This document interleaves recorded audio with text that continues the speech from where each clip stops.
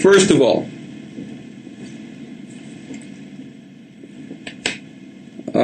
we would like to say all praises be to the Most High Ahaya in the name of Yeshaya on this Sabbath. And may he give us the spiritual fortitude and understanding to bring forth this information today on his Sabbath. All right. Now, today, we're going to touch on a few things. All right. A class just happened, night before last, in which we went into with the GOCC men the complete understanding of how we can calculate the time on what you would call an elementary level to show others, so that there's no confusion going forward concerning the times. All right.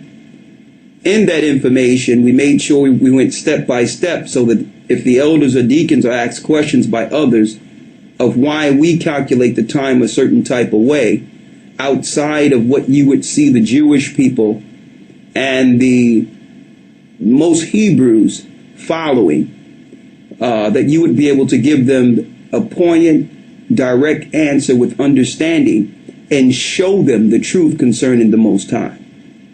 So what I would like to do today through the Spirit of the Most High, I would like to bring forth some of that information to you today. All right. And after that, we're going to touch on the understanding of portals. And really, when it comes to time, understanding time and understanding the portals is one and the same. If we link to the Most High's time, you'll understand the holy days when they fall from year to year without any interruption up until eternity. We, not only through showing you this, we're going to also show you what the deceivers have done to make it where the children of Israel would never follow the truth concerning the Most High's holy days, to make sure that they would do anything to disconnect us from the truth of the Most High concerning his holy days. All right. So we're going to go into that, the time factor, and we also are going to go into the portals and the truth concerning the portals of the heavens in proximity with the earth. And what does that mean for us, believers in Christ, to be here at a time in which he will soon come? What does that information mean? What do the portals mean? All right. So through the Spirit of the Most High, we're going to try to tie all this in. Well, we will tie all this in today. We'll be using today the book of Jubilees. We'll be using the book of Enoch. All right. And we will also be using, first and foremost, the Holy Bible. All right. Now, once you see this information today, you'll know beyond any shadow of a doubt that the truth concerning the Most High and the records of the Most High are infallible when you understand them all together. All right. And that it cannot be disputed that time itself, which the Most High created, can only be resolved through Scripture. All right. Now, we're going to also put this out there today, that our holy day, all right, and when I say our holy day, for the beginning of the year, is March 15th. March 15th, okay? Wanted to make sure we understand that. We did classes on it a while back, all right, and someone brought it to my attention that I may have misspoken of a date, even though the information was correct concerning it, that the date may have been misspoken. I don't know. I didn't go back to view it, okay, but I will tell you today that it's March 15th, and I'm going to show you how you can calculate the new month of the year yourself. All right, so let's go. In understanding time, all right, I need you to go to the book of Jubilees first. Let me grab my Jubilees here.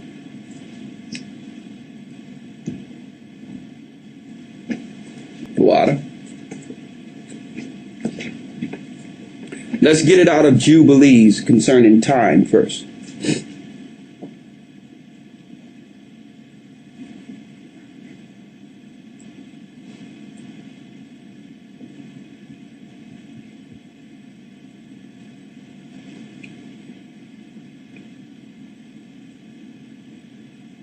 Yeah, hold the one in Enoch also. Mm-hmm. Just grab my big book of Jubilees out there, if you don't mind, real quick.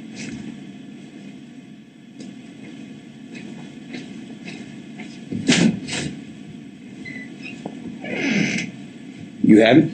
Mm-hmm. All right, let's go. We're in the book of Jubilees. All right. Now, for those who don't understand or know about the book of Jubilees, let me give you some understanding. All right. The book of Jubilees is further information given to the children of Israel on the mount. The Most High gave the children of Israel, our people, more than what they're showing you, more than what we can see in the Torah. All right? Water. Yeah, this is already marked. You got it? Mm-hmm. So we're going to be coming out of Jubilees, pseudepigrapha of the Old Testament. All right?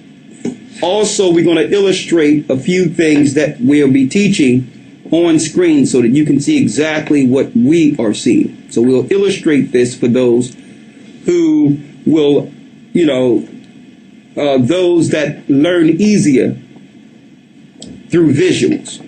So we will illustrate it through our screen today so that you will be able to calculate the times yourself. Okay, let's start in the book of Jubilees. It states here in the book of Jubilees, chapter 6, verse 23. Now we're going to show you what's in the book of Jubilees. Now Jubilees is the breakdown of 7. You will not understand or know the times if you cannot break down the number 7. It's that simple. 7 is Jubilees. All right, whether it be in a week, whether it be in hundreds of years, it's still Jubilees. So you have to be able to break down 7. So when the Most High said and told Moses, our leader in the Old Testament, when he told him to remember the Sabbath to keep it holy, it was also so that his people could keep track of time concerning prophecy. Right? Read. The book of Jubilees, chapter 6, verse 23. And on the new moon of the first month. Go ahead. And on the new moon of the 4th month. And on the new moon of the 7th month. And on the new moon of the 10th month are the days of remembrance, and the days of the seasons and the 4 divisions of the year. These are written and ordained as a testimony forever. And Noah ordained them for himself as feasts for the generations forever, so that they have become thereby a memorial unto him. Now let me go over this real quick in the chapter and verse where it says a new moon 4 times a year as a memorial. Most out there would relate this to the moon you see in the sky, which is one of the greatest deceptions the Gentiles have placed on our people. Before this time, and I'm going to show you according to scriptures, that there was no such thing as observing a new month using a moon. Why? Because the moon is out of course with the yearly table. There's 364 days in a year. And with the moon, you can only get 354 days within a year. So what it's really speaking of is new month. There's 4 new months. Now, how to calculate the months is how we're going to show you in relation to how we showed the brothers the other night in the class. How do you calculate what a new month is? That will be illustrated for you today. Now, for those who would say, well, how do we know that it's not speaking of the moon? And I know that question could be out there. Well, there's different Hebrew words for the word moon. Now, I need you to get the word moon in the book of Genesis here. It's the book of Genesis, chapter 37, verse 9. Go ahead. The Hebrew word is H3394. This is the luminary moon. This is the luminary moon. Read. Yerach. That means when you look out in the sky, the Hebrew word for moon, for what you see in the sky, is Yerach.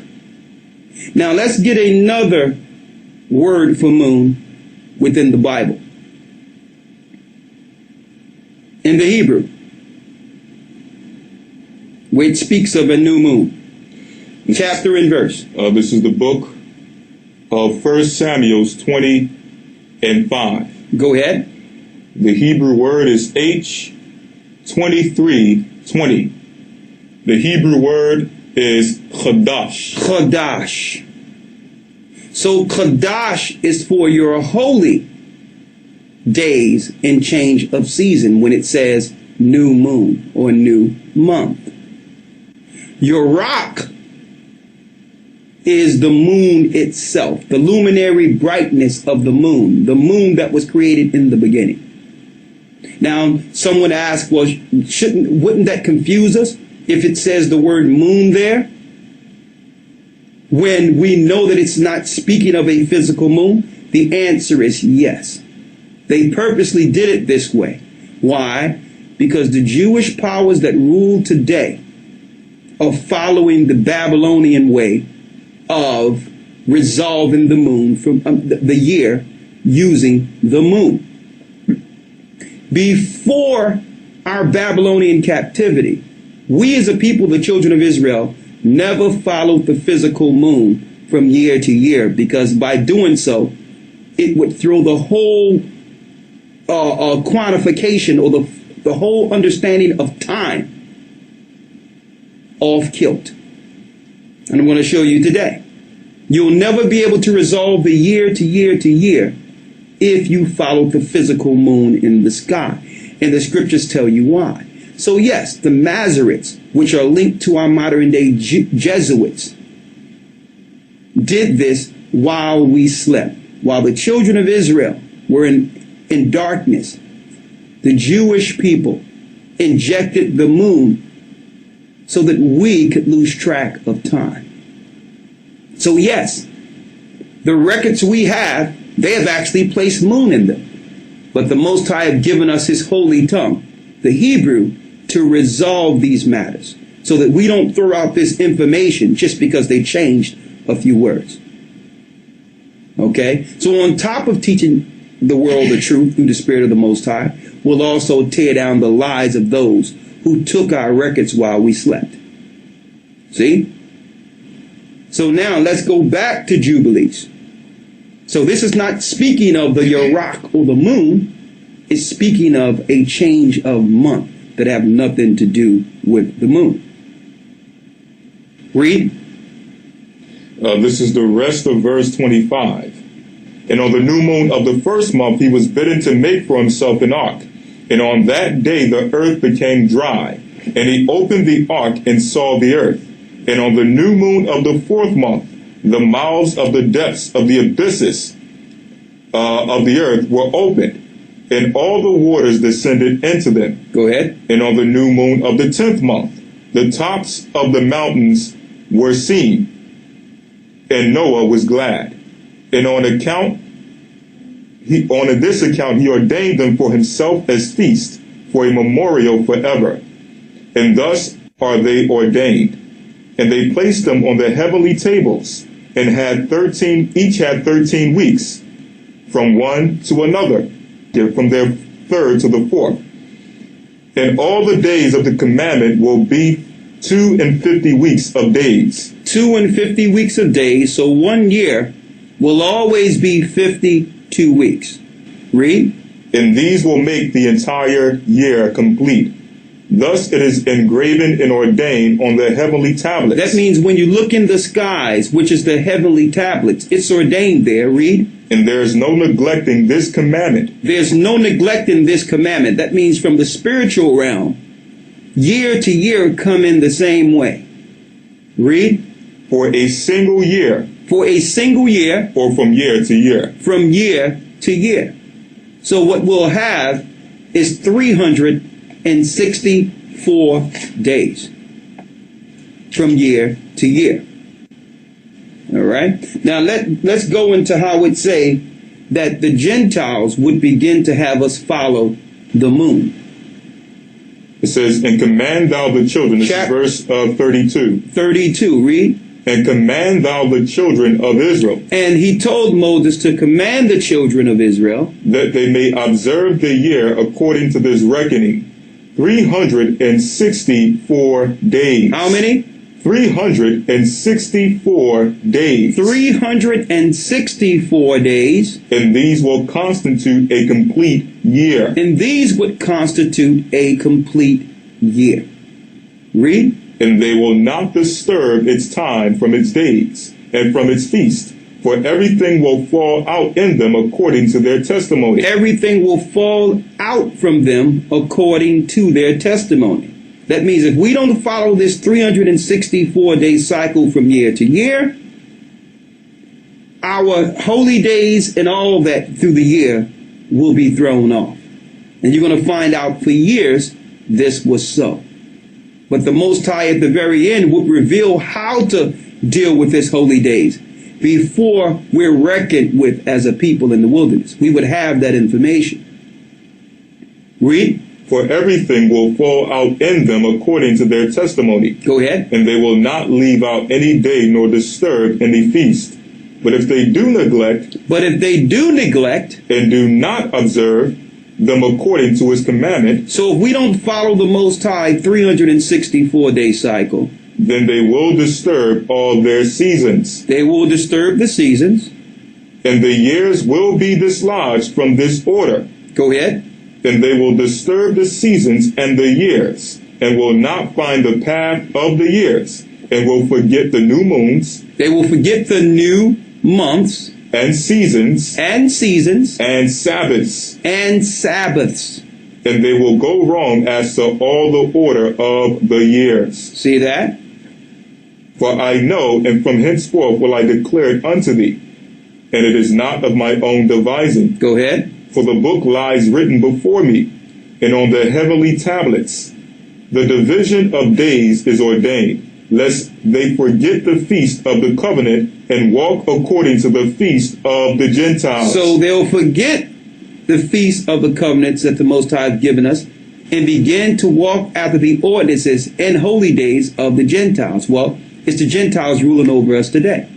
Even if you're following the Jewish holy days, you're following the holy days of the Gentiles because they have purposely thrown off time concerning our holy days. Okay? They have no respect for Passover, all the holy days they claim they respect. In actuality, all the days the Jewish people celebrate parallels the Babylonian high holy days to Baal. Read on. After their error and after their ignorance. After the Gentiles' error in ignorance. Why? Because the law was not given to the Gentiles. So the majority of the Hebrews that are out there are actually following the Jewish way of reckoning holy days from year to year. So how can you get the information from the enemy and say that they are correct? If they lied concerning who they are, of course they would lie concerning the holy days. The last thing that they would want to do as a people is to connect us as a people, the children of Israel, to our God. So while we slept, they changed certain words so that we, when we awaken and search for the Most High, would fall into a snare that they have set for us. To continue to follow their the Gentile ways in the gods, the fallen gods, the Gentiles' leaders. Read on.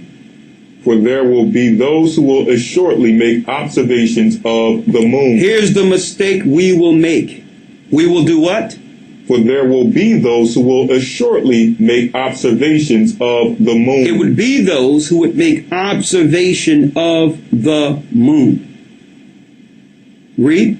How it disturbs the seasons. How it disturbs the seasons. And comes in from year to year, 10 days too soon. It comes in from year to year, 10 days too soon. Read. For this reason, the years will come upon them when they will disturb the order. Now, why does it say the moon that from year to year it comes in 10 days too soon? Well, if any of you were to actually get the cycles of the lunar before you, you'll see that there's 6 months, 30-day cycles for the moon, and 6 months, 29 days for their monthly cycle. And when you add those days together, it gives us 354 days. That means each year, if you go by a lunar year, it's coming in 10 days early. So imagine if you did this for thousands of years, hundreds of years. That means your clock would be well past the correct heavenly table's clock. See? But if you follow the 52 Sabbaths, remember the Sabbath to keep it holy. If we were to stay on those Sabbaths, that means this year, March 15th, I don't have to calculate anything else. I can count 52 Sabbaths and know that the next year, no matter what your Gregorian calendar says, I know that that Saturday sundown, when I count 52 Sabbaths, is the new year. It's that simple. All right? It's that simple. That's because we will not reckon time according to the moon. The Most High gave Moses this information, this understanding. See? You know, if Moses had the information, who was sent to speak to Moses? Christ. So Christ would have the information. On top of that, you had the Essenes, who was separated from the priest who went off. The Essenes was separated to preserve the information. Read. For this reason. For this reason. The years will come upon them when they will disturb the order and make an abominable day the day of testimony. So they would make an abominable day. That means our people eventually, following the Gentiles, would make a satanic day. Read it again. For this reason. For this reason. The years will come upon them when they will disturb the order. The years will come upon our people in which we will disturb the order. And make an abominable day the day of testimony. Go ahead. And an unclean day a feast day. And an unclean day a feast day. And they will confound all the days. And they will confound all the days. Read. The holy with the unclean. Go ahead. And the unclean day with the holy. For they will go wrong as to the months and Sabbaths and feasts and jubilees. For this reason I command and testify thee, that thou mayest testify to them. For after thy death, thy children will disturb them, so that they will not make the year 364 days only. For this reason they will go wrong as to the new moons and seasons and Sabbaths and festivals. So read that again about the 364 days. Yes, sir. For this reason I command and testify thee, that thou mayest testify to them. For after thy death, thy children will disturb them, and they will not make the year 364 days only. 364 days only. Read. For this reason, they will go wrong as to the new moons and seasons and Sabbaths and festivals, and they will eat all kinds of blood with all kinds of flesh. When it says they shall eat all kinds of blood with all kinds of flesh, that we will actually be dealing with the holy days at the same time that Gentiles are dealing with blood sacrifice. Satanic sacrifice. So you think you're following the holy days the Most High gave you, but the elite powers that are controlling the earth are sacrificing children and drinking blood and doing all types of evil and wicked things on the same day, to reverence their God. And this is how the Most High said it would happen, that the Gentiles would rule over us, and we would begin to follow the heathenistical ways of the Gentiles. What you have there, 1 Corinthians, right? Yes, sir. 10 and 20, read it. But I say that the things which the Gentiles sacrifice, they sacrifice to devils. So their holy days and everything the Gentiles do are to devils. So if you're looking at a moon or a slither of the moon to count from even in your ignorance, because we've all followed things that we thought was true in our ignorance, even when we began to understand we were Hebrews. We found out we were Hebrews, and then we began to still go back to the same Gentiles who have taken our identity to figure out holy days. We had no idea that they switched the holy days from the reckoning of 364 days in calculation to us now using the moon, which is out of course each year. And I used to wonder why it was so hard to calculate like that. Why? Each year you got to start counting over and over again when the Most High is not the author of confusion. Because they did exactly what the Most High said they would do. They would throw the whole time out of course. So the Most High says in Corinthians, and through the Spirit, that the things that the Gentiles sacrifice, they sacrifice to who? To devils. To demons. Read. And not to the Most High. And not to the Most High. Read. And I would not that ye should have fellowship with devils. And we cannot say that we're down with the way the Gentiles are doing things, because we know that when they get in charge, they will begin to reckon our holy days with the moon. And guess what? We've gotten a lot of pushback when we came with the truth concerning this. But you know what? I would rather have the pushback and have the truth out there than to just hide this understanding for the sake of getting along.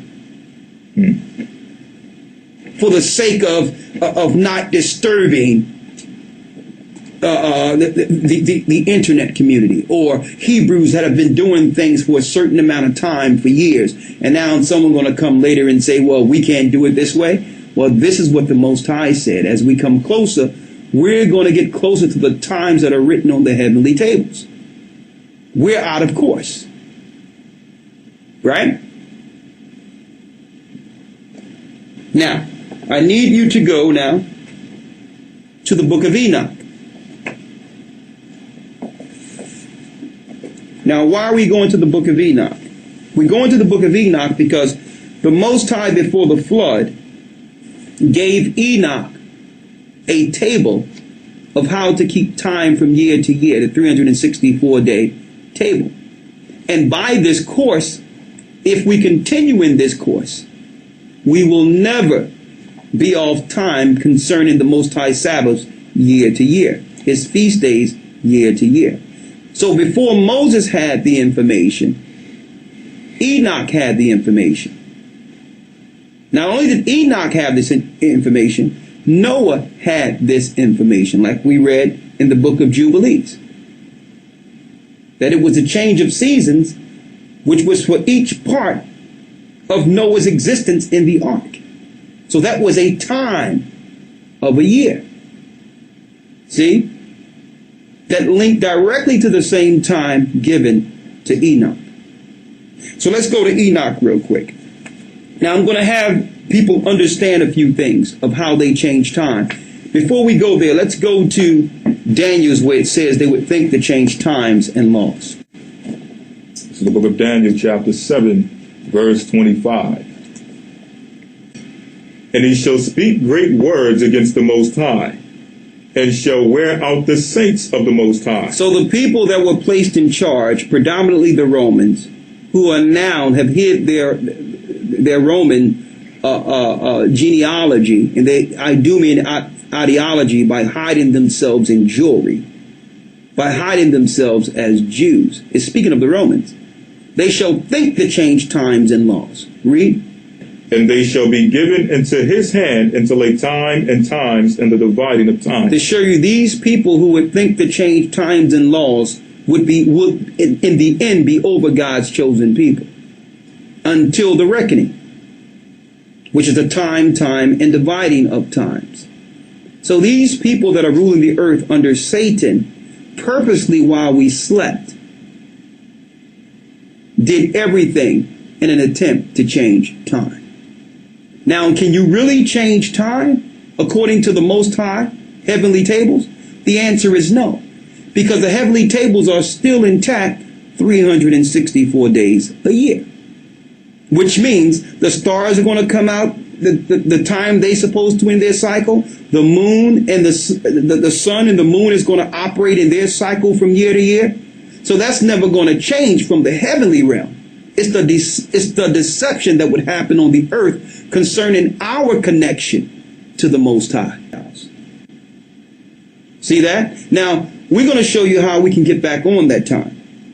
But before then, I'm going to illustrate something to you that probably you didn't know concerning time. Today, we have what we call a 24-hour clock. 12 hours day, 12 hours night. But according to the ancient records, time wasn't reckoned that way. There were 18 parts that we're going to read about in a moment. There were 18 parts. 9 parts day, 9 parts night. But the difference is, instead of 60-minute intervals per part, you had 80 minutes intervals per part. So you had an 18-part day, or what you would call complete cycle of what we call a day. 9 parts day, 9 parts night. 80 parts per minute. Now check out how many minutes you will have in that complete cycle. 1,440 per day. See that 144? To show you that even in a complete cycle, it's divided into 7. That's how it was. Now the Egyptians came on the scene and said that they're going to switch that a little bit. Did they change time? No. But what they did was they changed the equation. They made what you would call a 24-hour clock, giving us 12 parts for day or night, 12 parts night, 12 parts day. And instead of the 80 per part, they switched it to 60 per part. But it's still the same equation. 1,440 minutes in a cycle, to show you the Most High Sabbath breaks down even into minutes and seconds. It's still that 144 we see over and over in Scripture, right? So the Egyptians changed it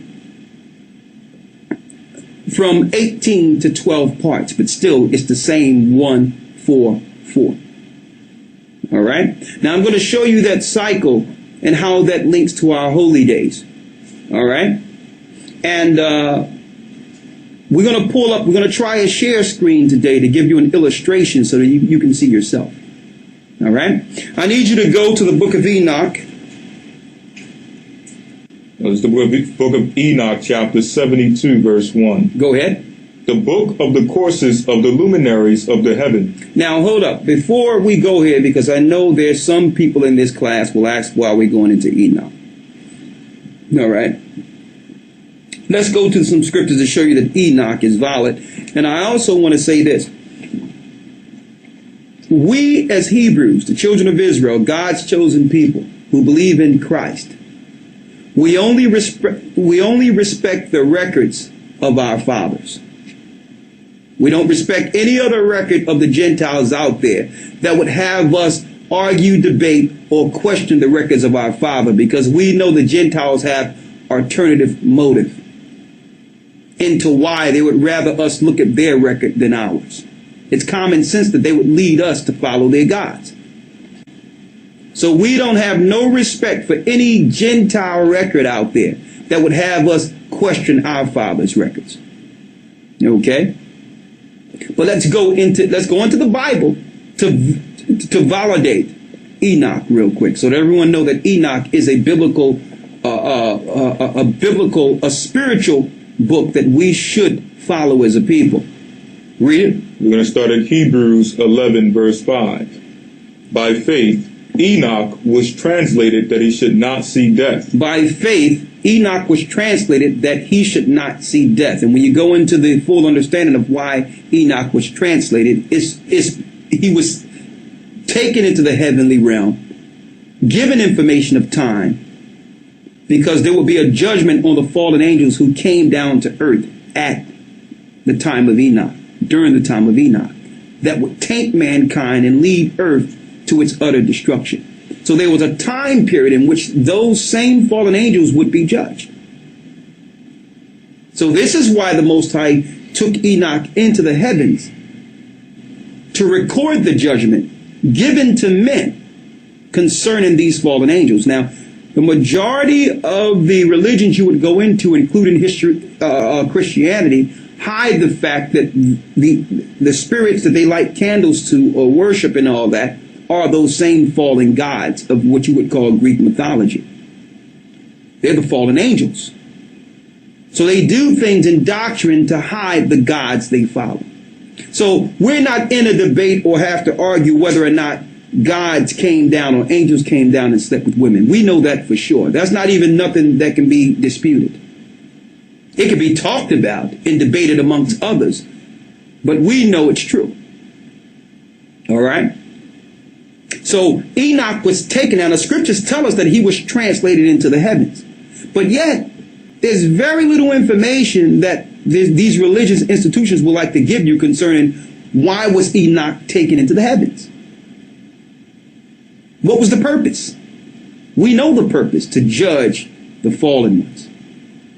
Because those gods who are now in hell today, bound in the center of the earth, or what the Romans call, they would like to call it Hades, or the underworld, like the ancient Egyptians. These are the fathers of the Egyptians. Some of the pharaohs' bloodline linked directly to these fallen angels. Okay? The same thing with your Caesars. Their bloodline links directly to these angels on the other side of the flood. Okay? So as we know, and these are the Canaanite religions that are in the earth, and the Canaanite religion is the mother religion of all the religions of the earth. I know you say Catholic, but you're going to find out that the Catholic religion, universal religion, is the Canaanite religion. The same religion, the same God that the Most High put the spirit on David and others in the Old Testament to destroy. Now, as soon as our forefathers came out of Egypt, he put a spirit on Moses and the Israelites to war and go against these same gods. Okay? So they'll hide this in your religion. They'll never let you know that these are the gods that your presidents, the Queen of England, all the princes of this earth today are worshiping, because they believe that their bloodline links directly to these fallen gods. And in most instances, it's true that they are a hybrid creation outside of the Most High. That's why the earth is in the state it's in today, because they have no respect for the earth. The scriptures call them hybrids or bastards. They have no father. They have no respect for creation. So Enoch was taken to the heavens to one day to give us the information on how to judge and how to recognize the gods of this earth. You understand? And how to also preserve the righteous, to spiritually war against them. Okay? Read. By faith. By faith. Enoch was translated that he should not see death. Go ahead. And was not found because the Most High had translated him. For he had this testimony. He had this testimony. That he pleased. For before his translation, he had this testimony that he pleased the Most High. The testimony he had is that he pleased the Most High. And he had a testimony to show you that there was a written record that your regular religions out here will never present to you. Now the Essenes, through the Spirit of the Most High, they scribed these particular records and put it in earthy clay and hid it from amongst men. Okay, and a lot of you, if you look at the Essenes, the Romans were looking to kill them. All the other Gentile kings were looking to destroy them, but the Most High preserved them so that they can preserve our record. They were separated from the priests who began to go off and go against the Most High. Later on, it was translated. The best translation of Enoch you can find is under R.H. Charles. Okay? Oxford University, yes, our universities, these universities who hide our information, they paid this man top dollar once this information was found in the Qumran caves to sit in a room for years to translate this information and hid it from the population. All right? Now we understand why the Dead Sea Scrolls, the Book of Enoch, were found in the Qumran caves. Because the Most High knew that he needed some information in which the Gentiles or the Masoretes would not destroy or inject their ideology into. Let's read what Enoch, let's read in the book of Jude concerning Enoch. This is Jude 1 and 14. Go ahead. And Enoch also, the seventh from Adam, prophesied of these. And Enoch prophesied of these, saying, he's speaking of those wandering stars. Read the 6th verse. Verse 6. And the angels which kept not their first estate. And the angels which kept not their first estate. But left their own habitation. Left where they lived, which is the heavenly realm. He have reserved in everlasting chains under darkness until the judgment of the great day. So the fathers that came down on Mount Hermon into the earth are bound in Hades. They are the gods of the underworld. One name you can give for one of them, in Egypt lore. In Egypt lore, there's a name for one of them. Osiris. Osiris. Osiris. And see, and that's why they won't allow us, our people, because I've been there, to actually go into the pyramids and read there's a record that's recorded there of why the pyramid was made and who's down there. Osiris is no mythological god, okay? He's bound in Hades. And the Great Pyramid is a gateway into Hades or hell. Okay? And you'll never hear this information in the Christian church. That's why your Queen of England, Barack Obama, and all of them go there and reverence their God, the fallen God, their father. Okay? Another name he has outside of Osiris is Azazel. Azazel. Read. And the angels which kept not their first estate. And the angels which kept not their first estate.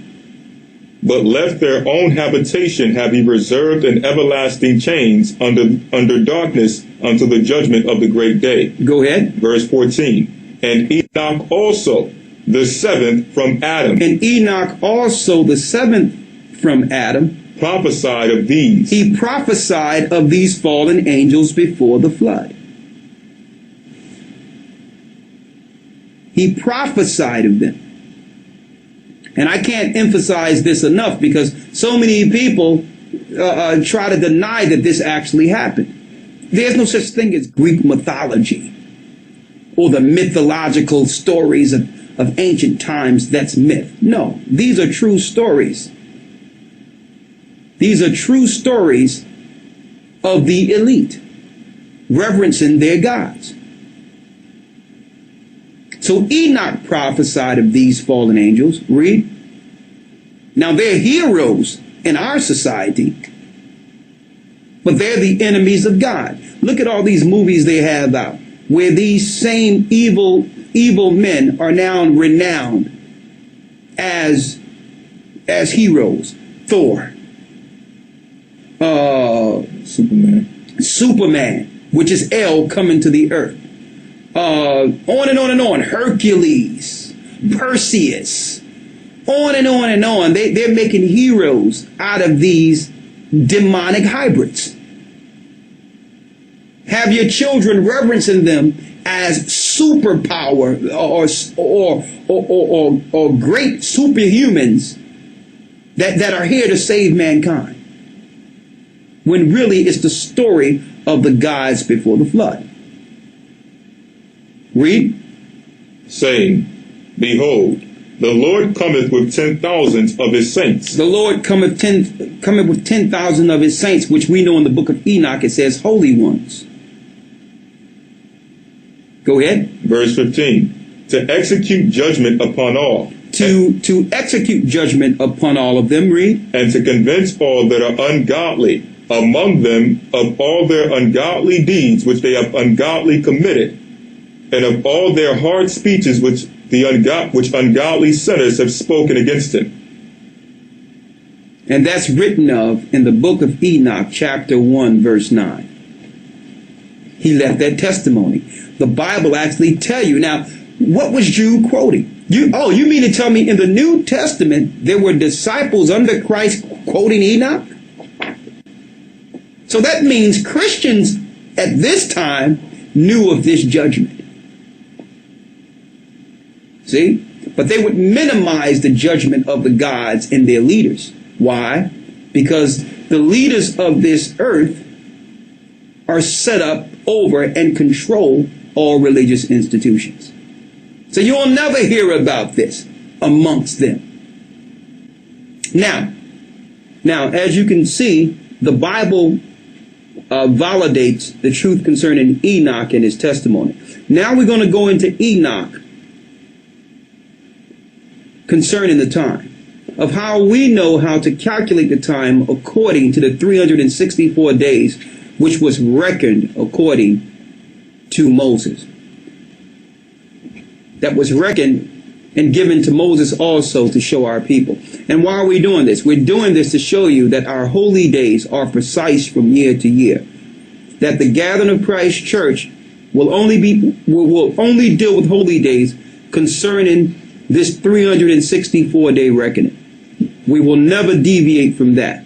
We will never deal with holy days according to the calculations of the moon.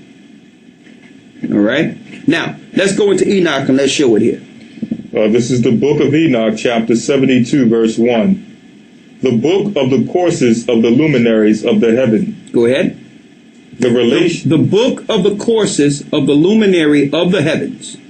The relations of each according to their classes, their dominion and their seasons, according to their names and places of origin, and according to their months, which Uriel, the holy angel who was with me, which is their guide, showed me, and he showed me all their laws exactly as they are. So we know the angel Uriel is the god of all the luminaries, which you would call the general of all the stars, the sun, the moon, and everything that operates, which we see on the heavenly table.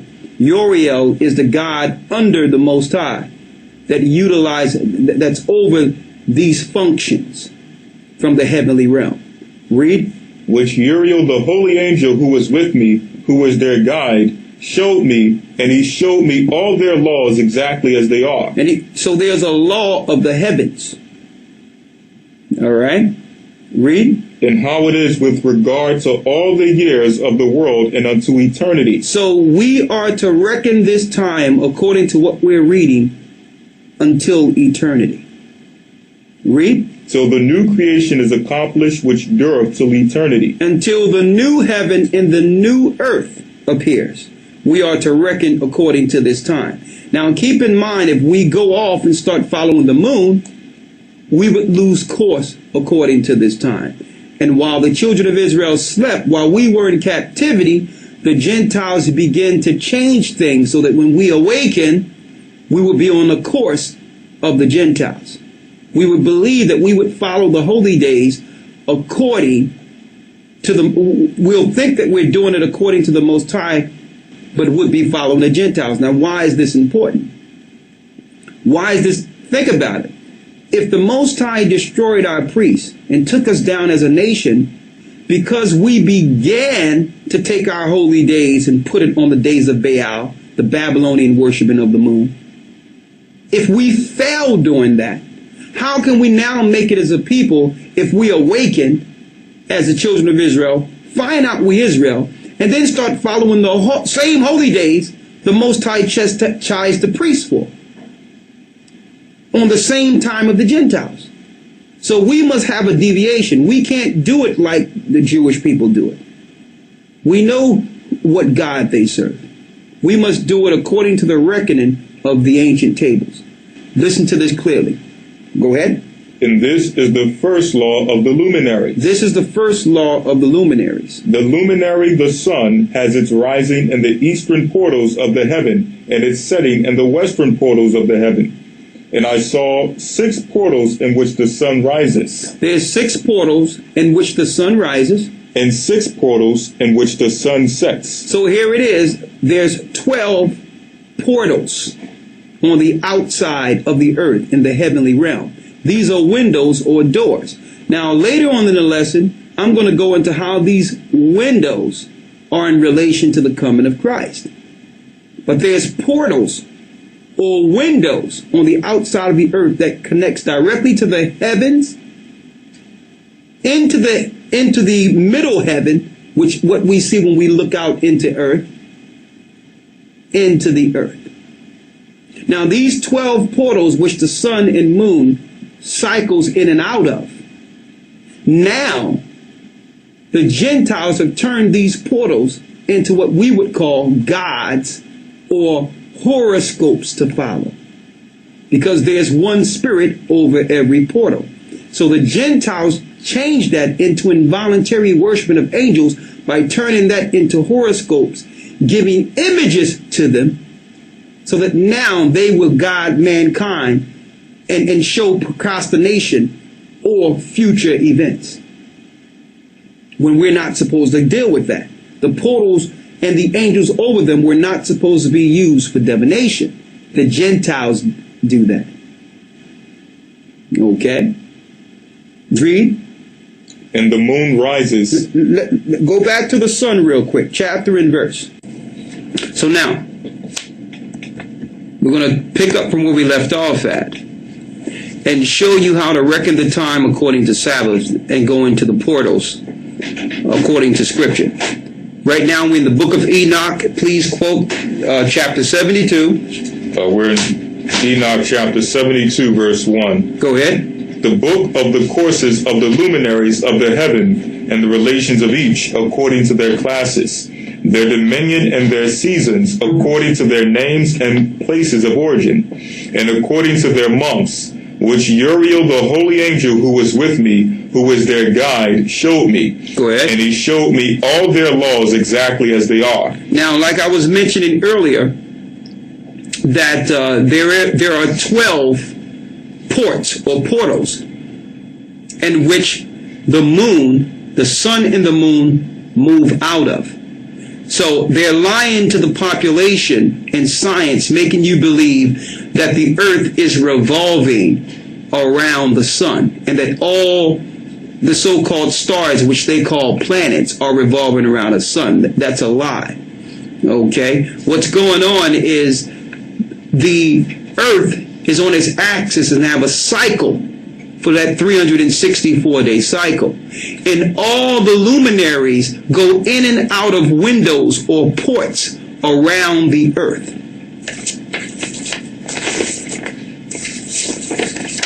You may have seen something like this concerning an atom. And what science is really telling you is that everything is actually revolving around the face of the deep, which is the earth. Okay? And what the Gentiles have done, they've made a diagram of these portals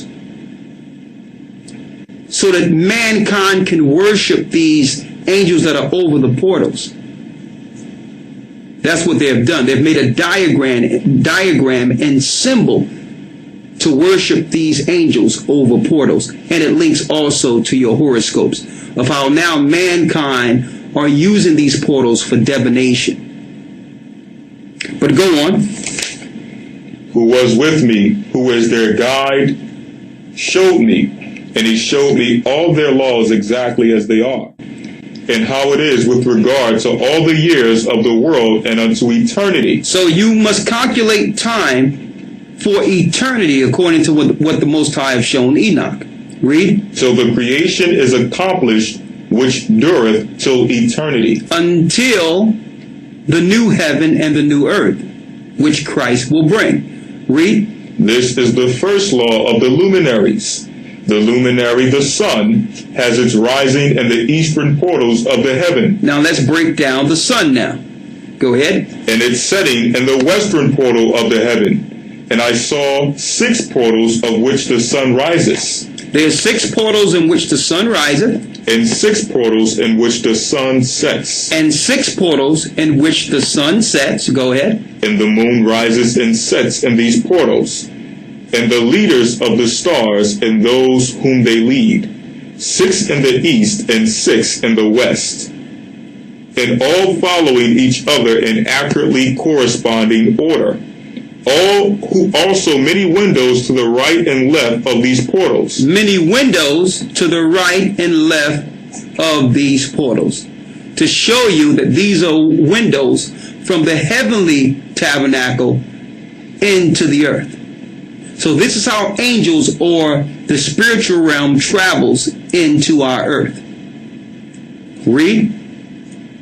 And the first goes forth the great luminary named the sun, and his circumference is like the circumference of the heaven, and he is quite filled with the illuminating and heating fire. The chariot on which he ascends, the wind drives, and the sun goes down from the heaven and returns to the north in order to reach the east, and is so guided that he comes to the appropriate portal and shines in the face of the heaven.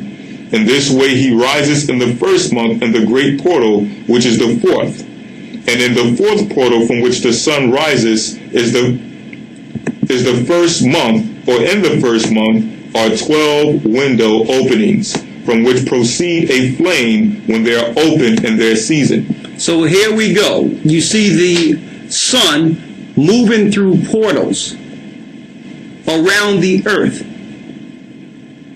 which is indicative to months, leading to years. So the sun is not in one place 100 billion miles away from the earth.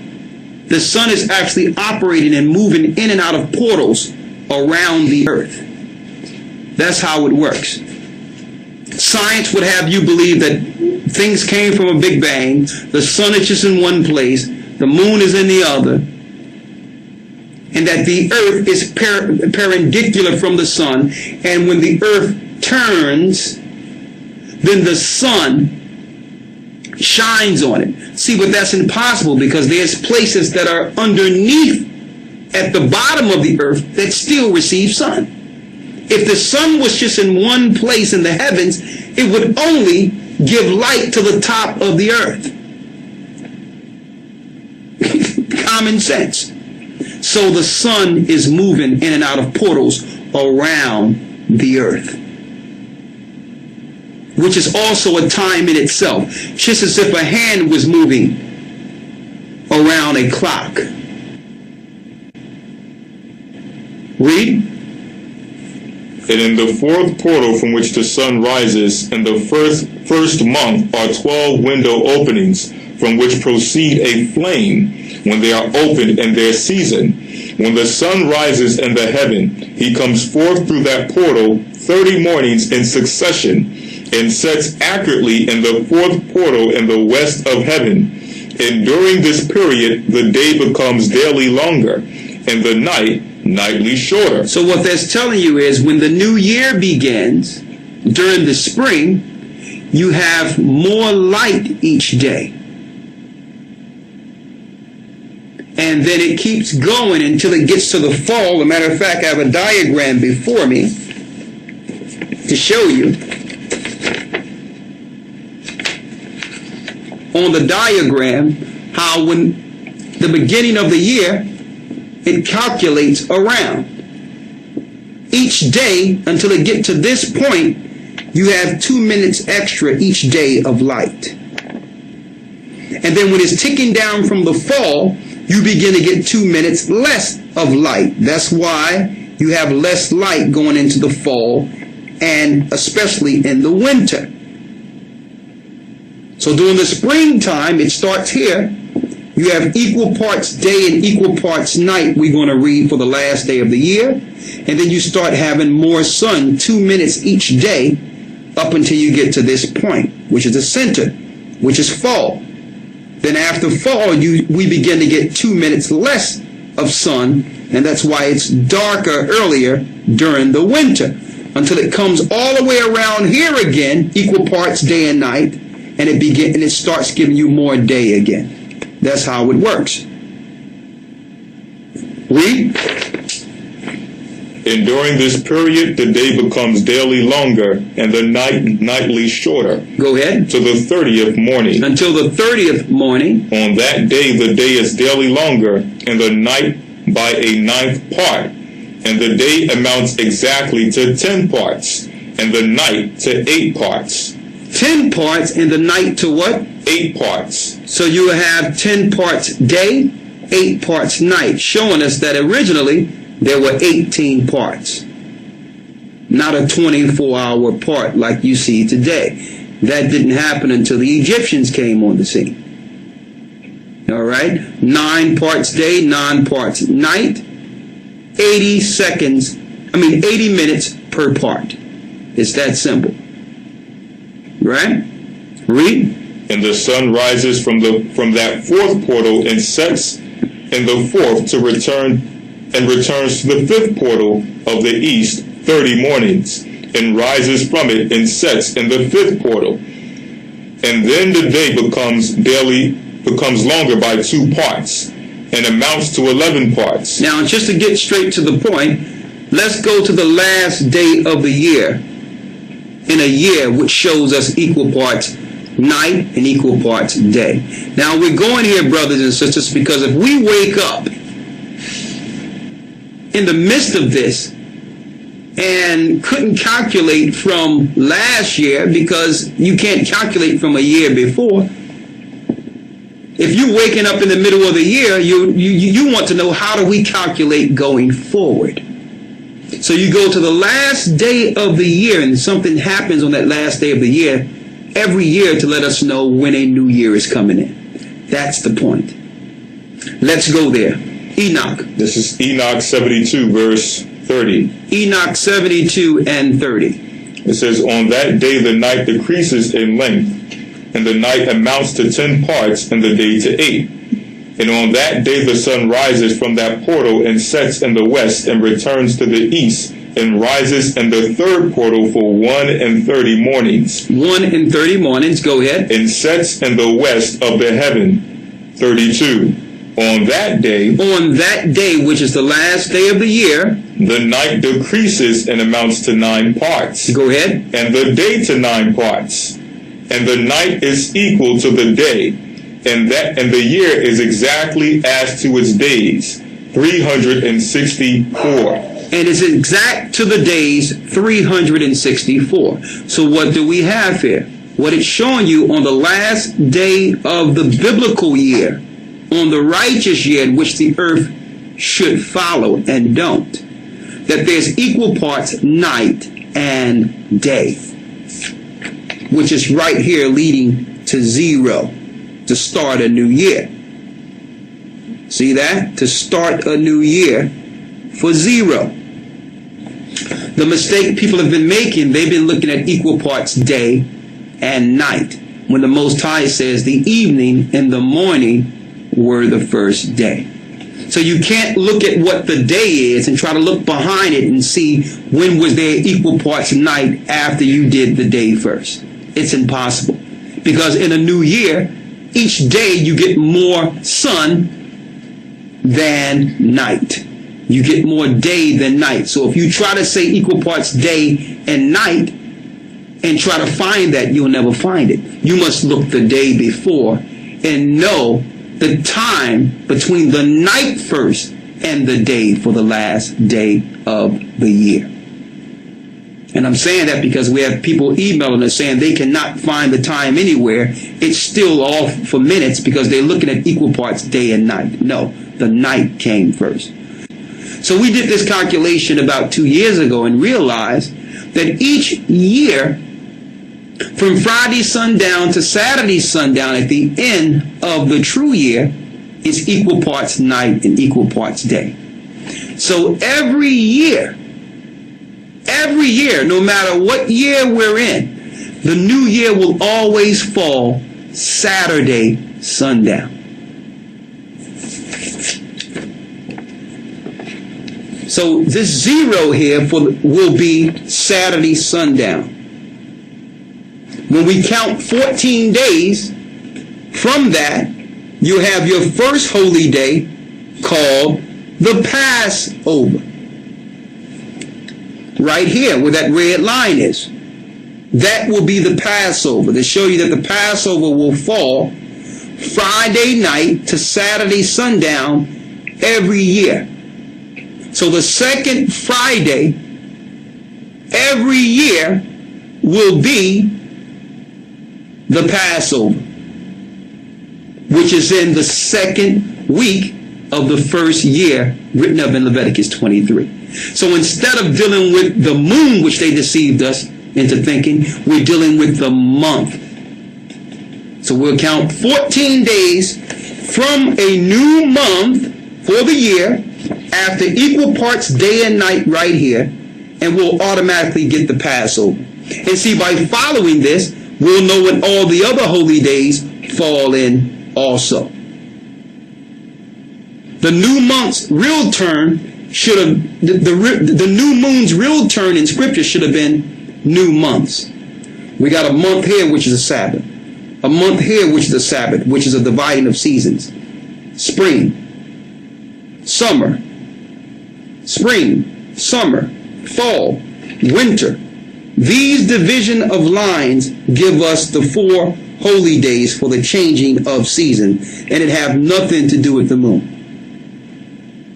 It have everything to do with the cycles. You got equal parts night, equal parts day.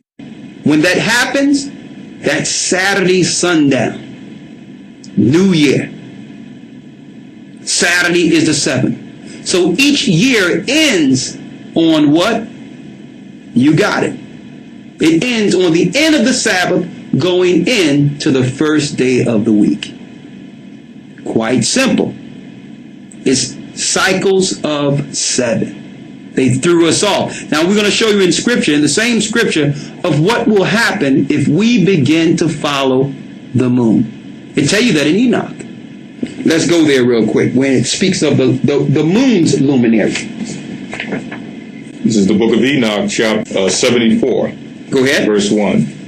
It says, "And after this law I saw another law dealing with the smaller luminary." The smaller luminary. Which is named the moon. Which is named the moon. "And her circumference is like the circumference of the heaven. And her chariot in which she rides is driven by the wind. And light is given to her in definite measure. And rising and setting change her rising and setting change every month. And her days are like the days of the sun. And when her light is uniform or full, it amounts to the 7th part of the light of the sun. And thus she rises, and her first phase in the east comes forth on the 30th morning.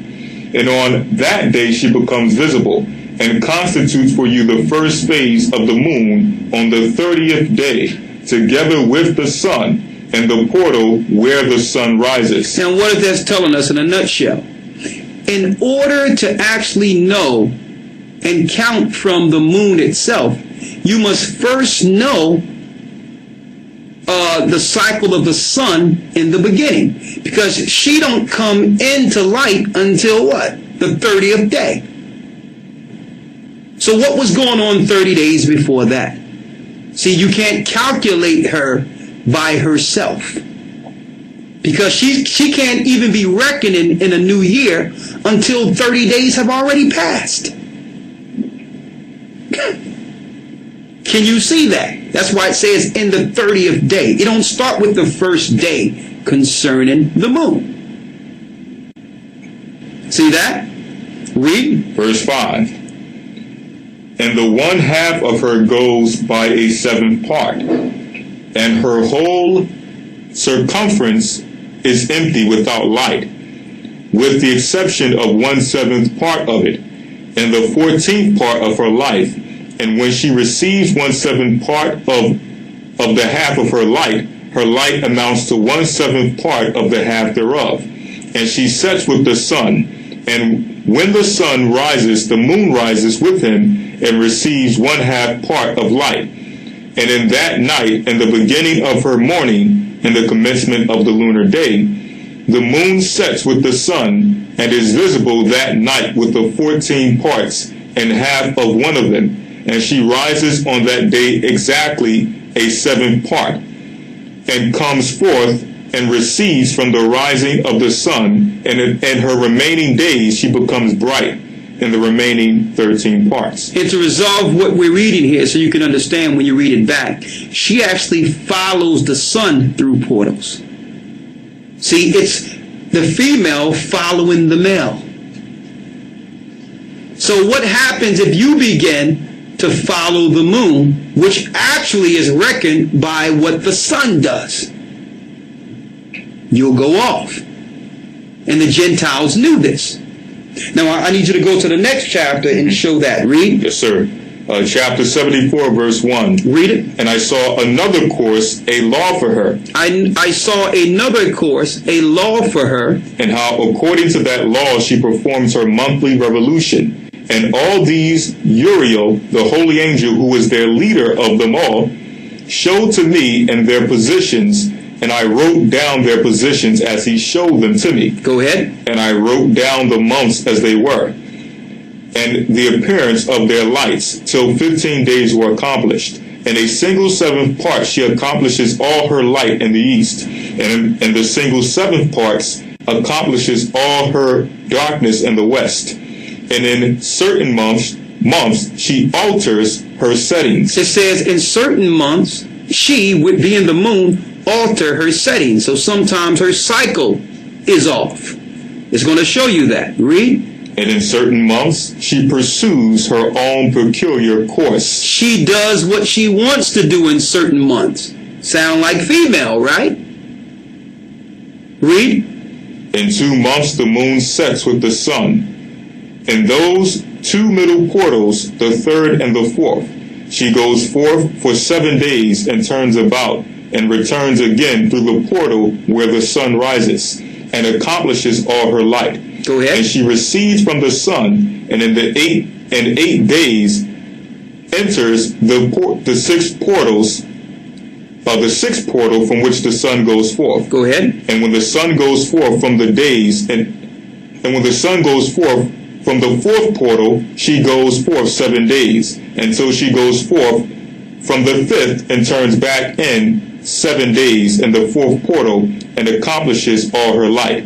And she receives and enters into the 1st portal in 8 days, and she returns again in 7 days into the 4th portal, from which the sun goes forth. Thus I saw her positions, how the moons rose and the sun set in those days. And at 5 years... So Enoch is seeing this from the heavenly tabernacle. He's seeing how it operates from the heavenly realm. Don't forget, he was taken into heaven to see how the luminaries work in its proximity to earth. Right? Read. And if 5 years are added together. So if you add 5 years together, check out what Enoch says here. If you add 5 years together, the sun has an overplus of 30 days. The sun have an overplus of 30 days. Read. In all the days which accrue to it for one of those 5 years, when they are full, amount to 364 days. Go ahead. And the overplus of the sun and of the stars amounts to 6 days. And 5 years, 6 days, every year come to 30 days. And the moon falls behind the sun and the stars to the number of 30 days. Go ahead. And the sun and the stars bring in all the years exactly. The sun and the stars bring in all the years exactly. You notice it doesn't say the moon. And the reason why, because the moon comes in, yearly cycle comes in 10 days too early. Read. So that they do not advance or delay their position by a single day unto eternity, but complete the years. But until when? Unto eternity. Read on. But complete the years with perfect justice in 364 days. So they complete their cycles with total justice for 364 days. Even the stars are in line the same way for 364 days. There's only one luminary out of all of them that's out of course from year to year, because her phase is only 30 days, 30 days, 30 days. Six months is 30 days, 6 months, 29 days, which is outside of the 364. See that? Now what we're showing you is pure math.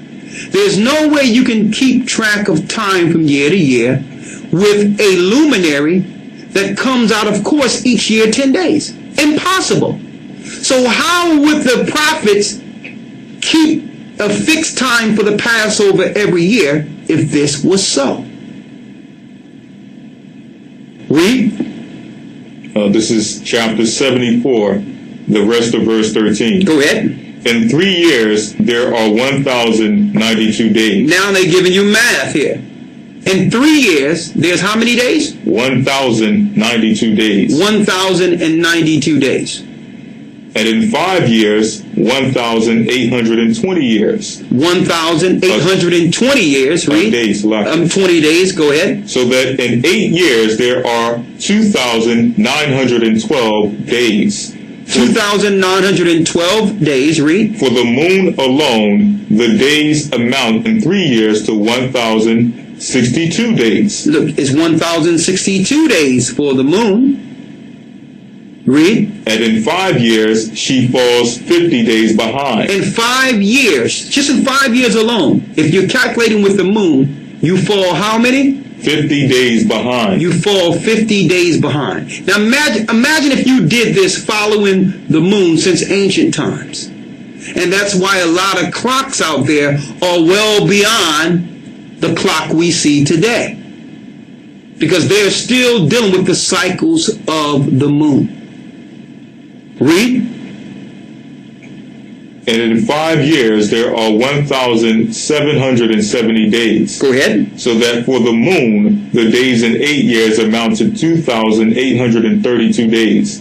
For in 8 years, she falls behind to the amount of 80 days. In 8 years, she falls behind by the amount of 80 days. That's just 8 years.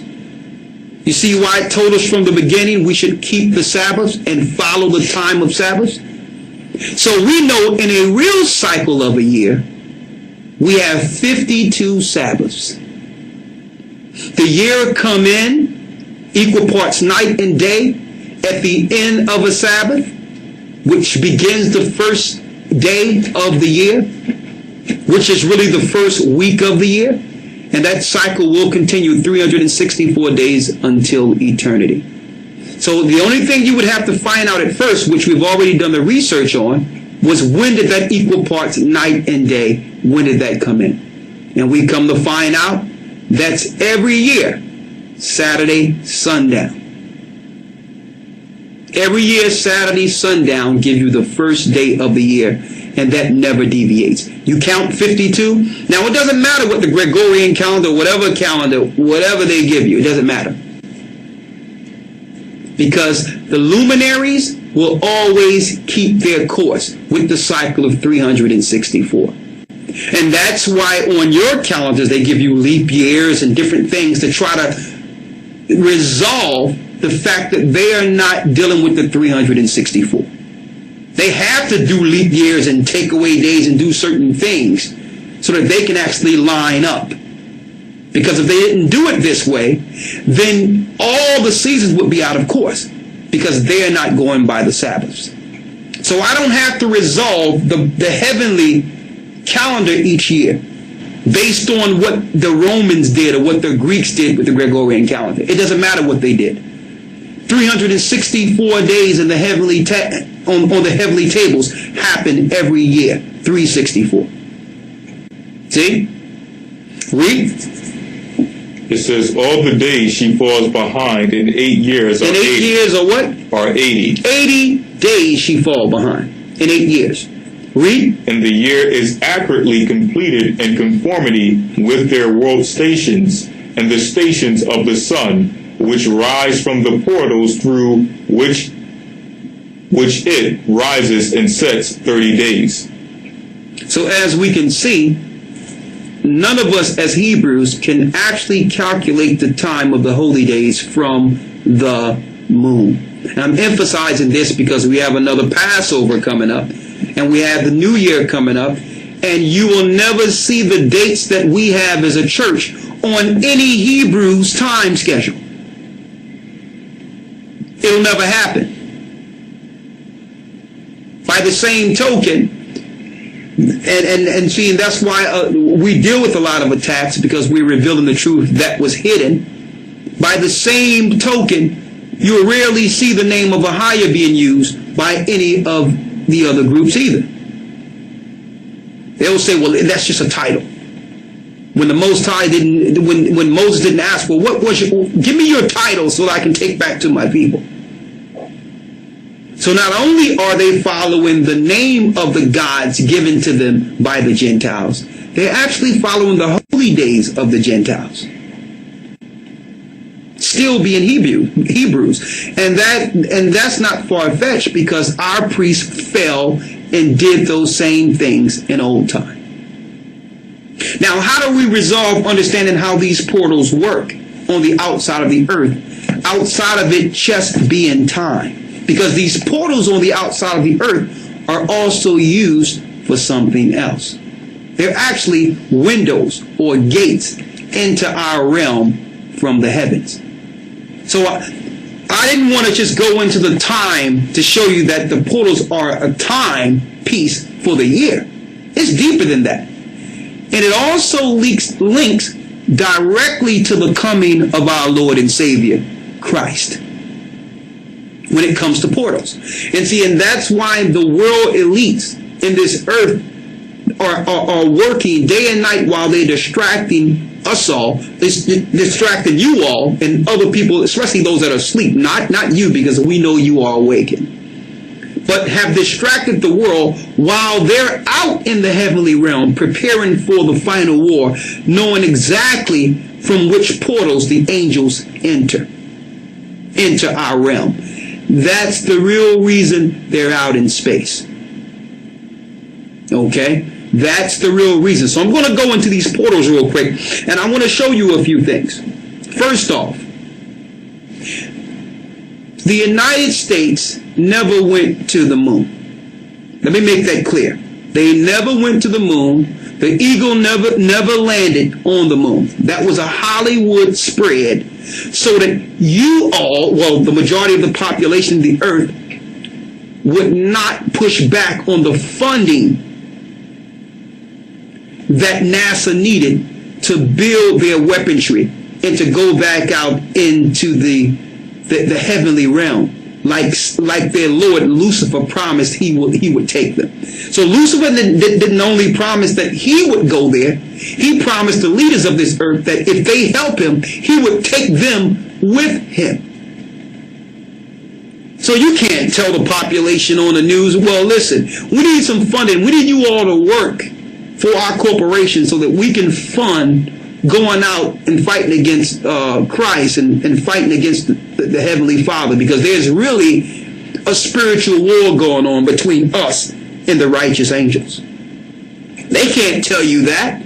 So they had to come up with some Hollywood spread that they landed on the moon so that now NASA can go before Congress and go before Senate and say, listen, we need more funding because now we've accomplished something. And who knows, there might be more life out there. It might be more territory. Hey, maybe we can find more water. If they really cared about finding something or improving the earth or life itself for us, then they would have treated the earth better. So it's not about going out to help the earth while they're destroying it. Don't you think that's a little asinine or backwards? They are not out in space to land on the moon or to find out if there's other life. They know there's other life. When I say there's other life, the leaders of the elite powers are another life form, Nephilim. And you don't have to go out in space to find them. They are on earth. Okay? So we're going to resolve the truth concerning these portals and what that means for Christ and the elect of the earth. Because these portals are windows from the heavenly realm into different parts of this earth. And they know this. And they also know that there is an elect in this earth that at the very end, when Christ returns, will be pulled through them. Because these portals operate from the heavenly realm into the earth, which means there's windows within the circumference of the earth, in which angels can travel from one part of the earth to another in less than a second. There's doorways in the earth that links directly to these portals. And that's how the angels come into the earth. Okay? Now, to show you this and how this links to Christ and his coming, let's go to Psalms, the 24th chapter real quick. This is the book of Psalms, chapter 24, verse 7. And we're going to go into the Hebrew, because in order to understand this, you must have the Hebrew open before you. All right?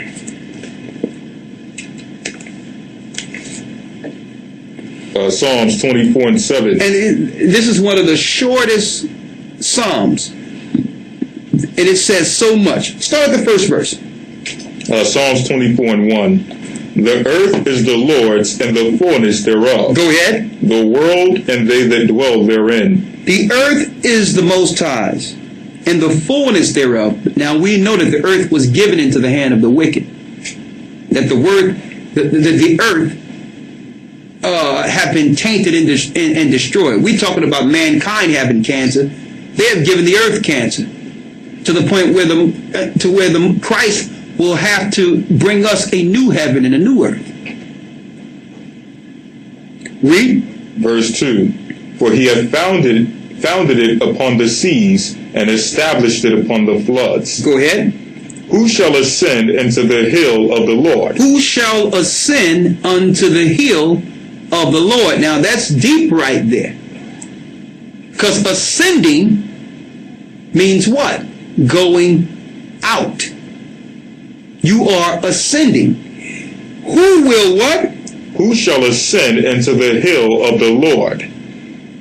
Or who shall stand in his holy place? And who shall stand in his holy place? Now, hold that, because we know that this is only for the righteous. We know that there's a door or a window in which Christ left and will return. But what did Lucifer say? Stick with me. This is Isaiah chapter 14, verse 12. Read. For thou hast said in thine heart. This is what he has said. No, let's go a verse before that. How art thou fallen? Verse 12.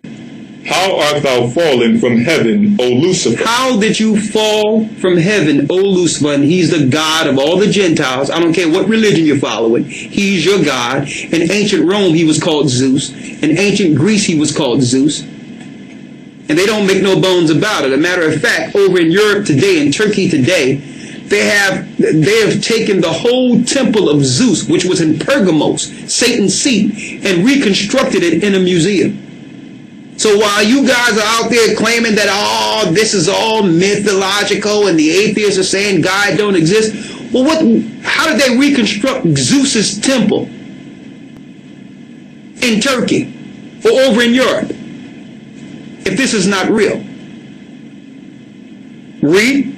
For thou hast said in thine heart, This is what Lucifer has said in his heart. I will ascend into heaven. I will what? I will ascend into heaven. I will ascend into heaven. I will exalt my throne above the stars of God. I will exalt my throne above the stars, to showing you that he know about the portals. He know about the stars. He know about the heavenly tables that we read of in Enoch. See? Read, because he was once amongst them. He was an holy cherub that shineth from the heavens. Son of the morning, which means he was one of the singers that came before the throne every morning. Read. I will sit also upon the mount of the congregation and the sides of the north. So he promised to go exactly to where the Most High is. And that sides of the north is actually from the heavenly realm, but it links directly in the earth to Mount Hermon. The sides of the north, or the doorway from the sides of the north, from the heavenly realm, links into a gate in the earth, Mount Hermon. Let's get that real quick. Which shows the sides of the north is Mount Hermon. Then we're going back to Psalms 24. This is Psalms 48 and 1 through 2. Psalms 48, 1 through 2. Read it. Great is the Lord, and greatly to be praised in the city of our power. Go ahead. In the mountains of his holiness. Beautiful for situation, the joy of the whole earth is Mount Zion. Go ahead. On the sides of the north, the city of the great king. So we know that Mount Zion is the sides of the north within the earth. Mount Zion is Mount Hermon. So he promised that he would one day go out into the realm and link into the sides of the north. You understand? But he would have to use a gate to do so.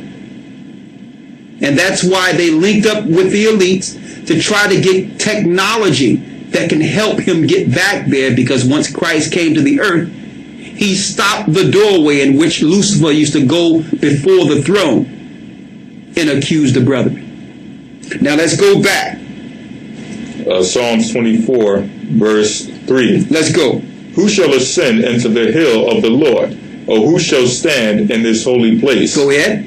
He that hath clean hands. He that have what? Clean hands and a pure heart, who have not lifted up his soul unto vanity, nor sworn deceitfully. He shall receive the blessing from the Most High, the righteousness from the Most High of his salvation. Go ahead. This is the generation of them that seek him. This is the generation of them that seek the Most High. That seek thy face, O Jacob. That seek thy face, O who? O Jacob. O Jacob. You understand? And that's why all the nations loathe the Most High, because the only pure that can actually get this change and operate with the Father are the sons of Jacob, and they understand this. The Gentiles know this wholeheartedly. So they have joined allegiance with their Lord Lucifer, or Satan, probably other names of God within the Masonic orders all over the earth. They've joined with him so that they can be accepted and one day receive what the Most High promised us. But not by going our way, but going through another door, which Lucifer, or their fallen one Satan, have promised them. Listen to this clearly. Read. Lift up your heads, O ye gates. Lift up your heads, O ye gates. And be ye lift up, ye everlasting doors. Now I need you to go to heads in your Hebrew real quick, to show you that this is actually speaking of something deeper than what you see through Scripture. Lift up your heads. It says, lift up your heads, O ye gates. Go ahead. The Hebrew word for head is H7218. Go ahead. Ra'ash, which is to shake the head. To shake the head. As most easily shaken, whether literally or figuratively, in many applications of place time, rank, etc., hand, beginning, captain, chapitre, chief. So it's speaking of the leaders which are over portals. It's speaking of the leaders, the angelic leaders. It says here, like a captain or someone of rank that are over these particular portals. Lift up your heads, read. O ye gates. Get me gates out of the Hebrew there, elder lawyer. Gates. This is H8179. Sha'aya. Which is what? Which is gate. Opening. An opening. Door. A door. City. Go ahead. Gate. Port. A port. A portal. Read it. Lift up your heads, O ye gates. So it's telling the leaders which are over the portals to prepare, to open them. Read. And be ye lift up. And be ye lift up. Read. Ye everlasting doors. Ye what? Ye everlasting doors. Ye everlasting doors. These are the gates which were in heaven, as we read in Enoch. Read. And the King of glory shall come in. And who shall come in? And the King of glory shall come in. So this tells us that even the powers that be know exactly what portal Christ is coming through, which will lead to the sides of the north, in which he will weave himself a mountain and begin war against the Gentiles who are over there within the east, that are there in the east. They know exactly what portal he's coming from. And that's why NASA was established. Good morning. My name is Carol Rosen. In 1974, after being a sixth grade school teacher, I was introduced to the late Dr. Werner von Braun in the U.S., the father of rocketry. In my first meeting with him, during that first 3.5 hours, he said to me, "Carol, you will stop the weaponization of space."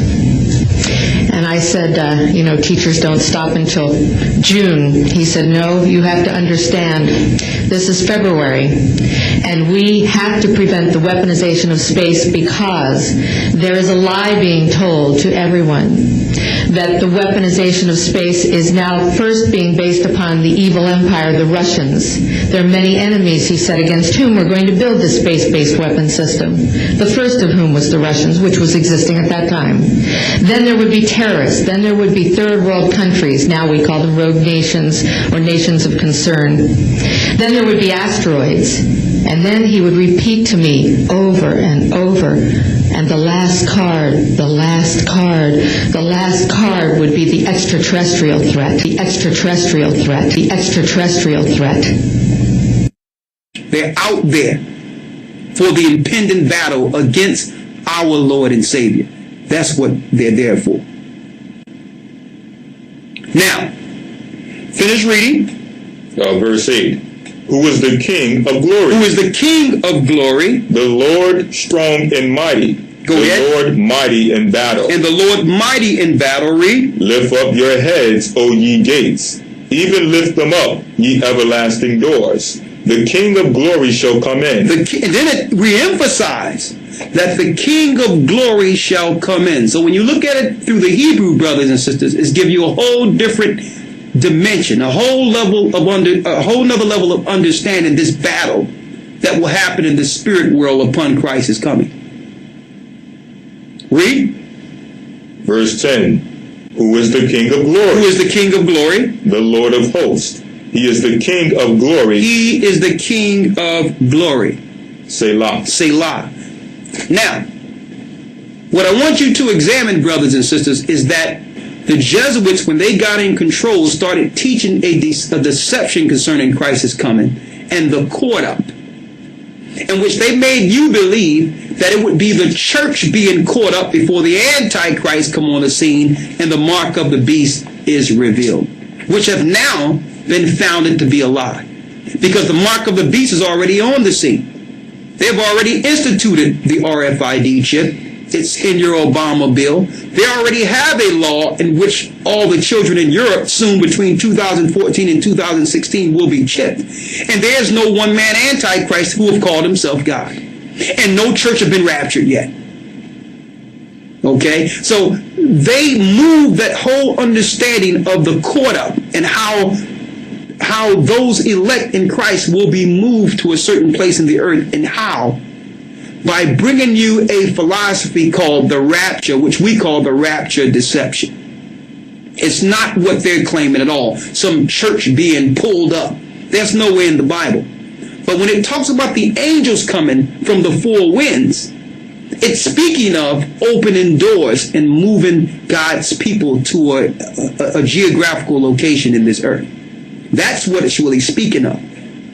So those portals on the outside of the earth are linked to doors within the earth, which the angels will travel and grab the elect throughout the four corners. Let me show you. First, let's go with Christ. Let's go to the book of Acts real quick. I'm going to Matthew 24. Hold that. Right? And I want to go into that whirlwind in Ezekiel. That whirlwind in Ezekiel. You there?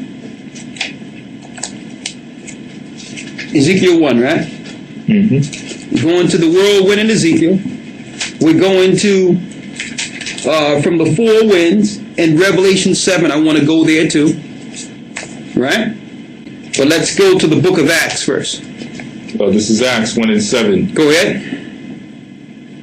And he said unto them, It is not for you to know the times or the seasons which the Father hath put in his own power, but ye shall receive power after the Holy Spirit is come upon you. And when it says you're not to know the times or seasons, it's not saying we can't keep track of time. What that's speaking of is when you look in the book of Matthew, it tells us that no man know the day or the hour.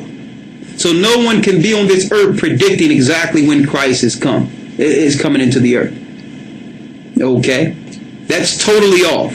No man can say, well, listen, Christ's going to be back at this date or that date. Or they can't come and say, well, Christ is in the desert, or they know where Christ is, and start taking people places to meet Christ. That's totally off. All right? So that's what it's speaking of. Read. But ye shall receive power after that the Holy Spirit is come upon you, and ye shall be witnesses unto me both in Jerusalem and in all Judea. Okay, and another thing, the Jerusalem in Israel today is not the true Jerusalem. They have deceived the people into believing that where they are is the Jerusalem of ancient times, and that's a bold-faced lie. Okay, number one, the Israel they're showing you today is only a small slither of how big Israel was. And I'm talking about parts of Egypt, parts of Syria. They only have a little land mass. And see, and that's why they're going into Gaza now, looking to extend, because they realized when they went there that they were only colonizing one part to begin to eventually take all of what originally was Israel. That's what the Middle East war is about. When we fell as a people, the Gentiles went in, Moab, Ammon, you name it. They went into the land and started dividing our land by lots. Other nations started taking parts. And by the time we lost our identity, had no idea who we were, by the time that was fulfilled, that whole land was divided amongst other nations, which had nothing to do with Israel. So when 1948 happened, which was a pretext for the Romans to stake their place in our land, they only colonized a small area and called that the state of Israel. Okay? But that's not Israel. That's only a little part of it. They will never show you where the true Jerusalem is. But the Bible gives us that geographical location. Why? Because Solomon's temple had an aqueduct next to water. And it gives you a geographical location of where the real temple was built and where it is. And it's not what they're showing you, brothers and sisters. It's more so near the sides of the north. Okay, so I'm going to tell you right now, everything they have showed us, the Gentiles it is, the synagogue of Satan, which are the top sorcerers on this earth, they have played a trick on the whole earth, not just saying that they're Jews. Geographical locations, the real purpose of of their Judaism religion, the whole nine. They've lied on everything. But let's not go too far. What you got there? This is Joshua 1:3-4. Read. It says, every place that the sole of your foot shall tread upon, that I have given unto you, as I said unto Moses, from the wilderness. From the wilderness, that's where we were when we came out of Egypt. And this Lebanon. To Lebanon. Even unto the great river. Even to the great river. The river Euphrates. The river Euphrates. That's all the way through Africa. So that's the real Israel, brothers and sisters. They'll never tell you. So the wars in the Middle East is that these Gentiles, these Romans, their conquest is to actually take all of Israel. And that's why they started in the Middle East, with the same nations who was once at league with the Romans against us. Now that we've been displaced, they have the Gentile Romans, or the Jewish people today, have no pretext but the war against the same people whom helped them destroy us. Now they've taken parts of the Middle East. Their eyes now is towards the people who are near the Euphrates in different parts of Africa, which is really the last war before the coming of Christ. They're looking to eradicate us all together, and that's what they are in Africa for. That's what Bill Gates is in Africa for. He knows that these are the children of Israel. He knows that the Most High have awakened us. They know this. That's the last war. So Israel is not what you think it is. Okay, Israel is way bigger. Greater parts of Syria, greater Syria is were all parts of ancient Egypt. Ancient Israel. Parts of Egypt was our land. But when we fell, the Egyptians started taking some, the Romans started taking some, the children of Lot started taking some, and started dividing our land, calling it theirs. Right? Finish reading. Let's go back to Acts now. This is Acts 1, verse 9. Go ahead. And when he had spoken these things, while they beheld, he was taken up, and a cloud received him out of their sight. Go ahead. And while they looked steadfastly toward heaven, as he went up, behold, two men stood by them in white apparel, which also said, Ye men of Galilee, why stand ye gazing up into heaven? This same Yeshua, which is taken up from you into heaven, shall so come in like manner as you have seen him go into heaven. He will ascend. He ascended into heaven. He's going to come back the same way. Read. Read that last part again. Verse 11, which also said, Ye men of Galilee, why stand ye gazing up into heaven? Why are they looking into heaven? The angels ask. Read. This same Yeshua, which is taken up from you into heaven. The Yeshua, which been taken from you up into heaven. Read. Shall so come in like manner. He's going to come from space. He's going to come from the heavenly realm. Read. As you have seen him go into heaven. So if you want a geographical location of where he's coming from, which is in the mystery and tables, we can go back to where? Let's go. Psalms 24.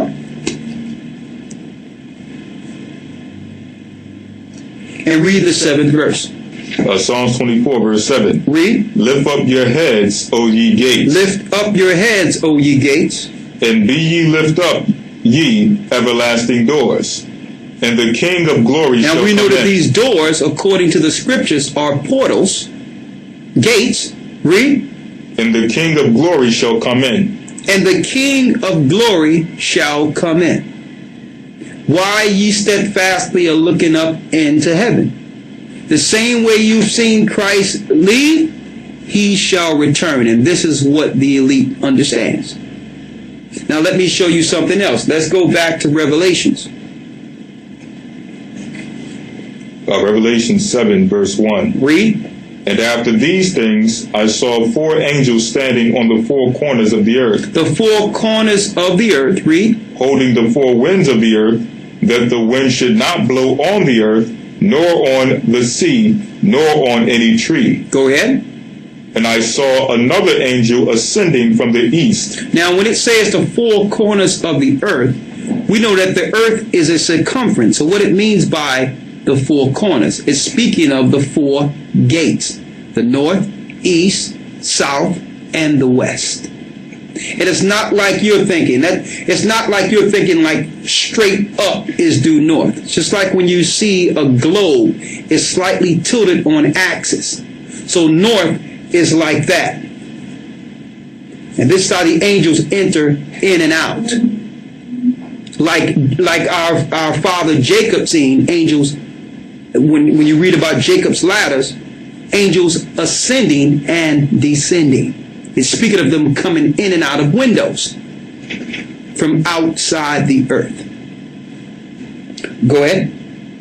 Verse 2. And I saw another angel ascending from the east, having the seal of the living God. Go ahead. And he cried with a loud voice to the four angels, to whom it was given to hurt the earth and the sea, saying, Hurt not the earth, neither the sea, nor the trees, till we have sealed the servants of our God in their foreheads.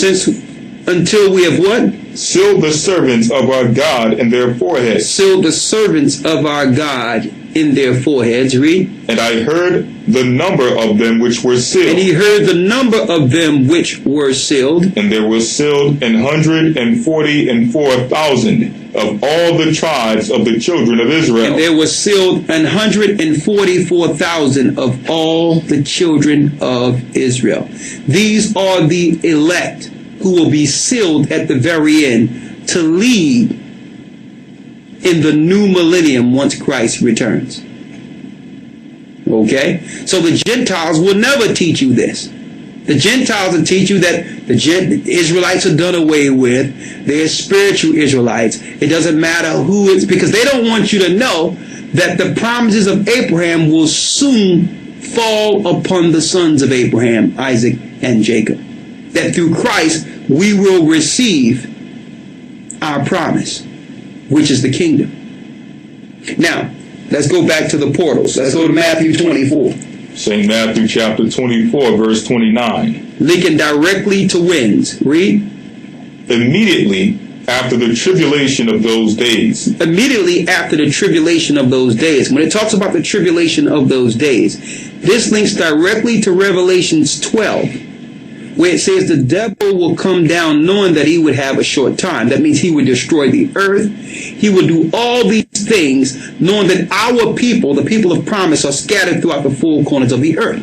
So they would bring in a new world order to identify these elect with that bloodline and totally eradicate these people. And it doesn't matter what other people that are killed in its wake. It doesn't matter. As long as they eradicate the children of Jacob, that's their core plan. And that's the reason for the New World Order. The reason for the New World Order is to finish what Rome started in 70 AD. That's the New World Order. Total eradication and death against Jacob, who we are. Read. Immediately after the tribulation of those days shall the sun be darkened, and the moon shall not give her light, and the stars shall fall from heaven, and the powers of the heavens shall be shaken. And then shall appear the sign of the Son of Man in heaven. Now, it's saying this because upon the coming of Christ, all the luminaries that are on the outside of the earth will lessen their light. And the greatest light will come from heaven, which is Christ himself, coming through those ports, which is the port of the north, that high port. Read. And then shall all the tribes of the earth mourn. Now, why are all the nations crying and mourning upon Christ's return? Shouldn't we be rejoicing upon the coming of Christ like the Christian church say? Shouldn't we be celebrating Christ coming? Why are all the families of the earth mourning? Why? Because they're going to lose their position that the gods have given them within this earth. They know that Christ is not coming back to establish in the Asian way or the Roman way or the Arab way or the Middle Eastern. No, he's coming back to establish Zion. And the earth will be ruled from Zion. So the whole earth will mourn, because the majority of this earth have been turned to Baal, to Satan, and have been tricked into following the Antichrist spirit, which is Satan himself. There's not no one man that's going to pop up from somewhere. That's total deception. Anyone waiting for one man to pop up, you are already deceived. The Antichrist spirit have been working since the fall of Lucifer. Read. And then shall appear the sign of the Son of Man in heaven. Go ahead. And then shall all the tribes of the earth mourn. Then shall all the tribes of the earth mourn. And they shall see the Son of Man coming in the clouds of heaven with power and great glory. In the clouds of heaven. So what you'll see is a total materializing of the spirit world coming into this earth. And see, they try to throw you off by this misinformation all online, talking about Planet X and some invisible planet and all that. That's the same garbage as if you believe that Neil Armstrong landed on the moon. Same distraction. It's all about the war. It's the war against the heavenly realm and the earthly realm, which is ruled by principalities, powers, gods, fallen angels, Nephilim. That's what the war is about. It's not about planet Nibiru. So here it is. The heavenly realm will materialize itself in our realm upon the coming of Christ. Read. And they shall gather together, Salaki, the rest of verse 30. And they shall see the Son of Man coming in the clouds of heaven with power and great glory. Go ahead. And he shall send his angels with a great sound of a trumpet, and they shall gather together his elect from the four winds. From the four winds. Now notice that four winds also link up with the four winds in Revelations, which links up to four ports or gates into the earth. This is how the elect will be gathered. What we're reading here. The angels will come through those ports. There's a north gate, an east gate, a south gate, and a west gate. Okay? What's going on the outside of this earth is nothing of what they're telling you through NASA. NASA is more so a proxy, propaganda machine to throw you off for the real reason of NASA. The Pentagon, NASA, all of them. These are demonic hubs with the agenda by their Lord Lucifer to fight against our Lord and Savior. That's what this is about. And to eradicate our people before we receive the promise. That's what this whole thing is really about. Read. And he shall send his angels with a great sound of a trumpet. Go ahead. And they shall gather together his elect from the four winds, from one end of heaven to the other. His elect from the four winds of heaven. Who are the elect? Hold that and get Isaiah 45 and 4. Now this is upon the coming of Christ. Now this gathering will be the elect coming in to where some people already exist. Some will already be in the wilderness, and when the ports is open, the angels will bring the rest. Read. Isaiah 45 verse 4. Go ahead. For Jacob my servant's sake. For who sake. my servant? For Jacob my servant's sake. For Jacob my servant's sake. And Israel mine elect. And Israel mine elect. So it's speaking of both sides of the kingdom, northern and southern. They're the elect of the Most High. We are the elect of the Most High. To be 100% emphatically clear on this, the Jewish people are not the chosen people of God. They are the chosen people of Lucifer. of their God. But going back to this point here, the elect will be moved into a geographical location in this earth. Let's go back to that scripture to show you the lines in Joshua of the true Jerusalem, the true Israel, that the Most High gave us by line. Let us show you. This is Joshua 1 and 3 through 4. Read. Every place that the sole of your foot shall tread upon, that have I given unto you, as I said unto Moses, from the wilderness and this Lebanon. The wilderness and this Lebanon. And this, now the wilderness is all the way in Saudi Arabia. It's on the borders of the Red Sea in Saudi Arabia. That belongs to Israel. Read. And this Lebanon. And this Lebanon. Even unto the great river, the river Euphrates. And that's why the so-called UN is right now in Africa in certain geographical locations. They're looking to take all that land that was once ours, even the land that goes into Africa. See that? When it doesn't belong to them. Right? Now, let's go to Ezekiel, the 20th chapter. Also, to add to that, the Euphrates River runs in Mesopotamia, near Syria. Exactly. Iraq, Syria, Iraq. Exactly. When you look at the river Euphrates, Syria, Iraq, down into Africa, all that was originally, parts of all that was originally parts of Israel. When we fell as a people, you have to realize we were a big nation. Let alone when the northern kingdom fell first, then the Assyrians start to misplace a lot of their people in the southern parts of Israel, which now we call after their lands. The same thing when it happened to us. We had a mass part of the east. The ancient Israel map, compared to the small little slither of Israel we see on the map today,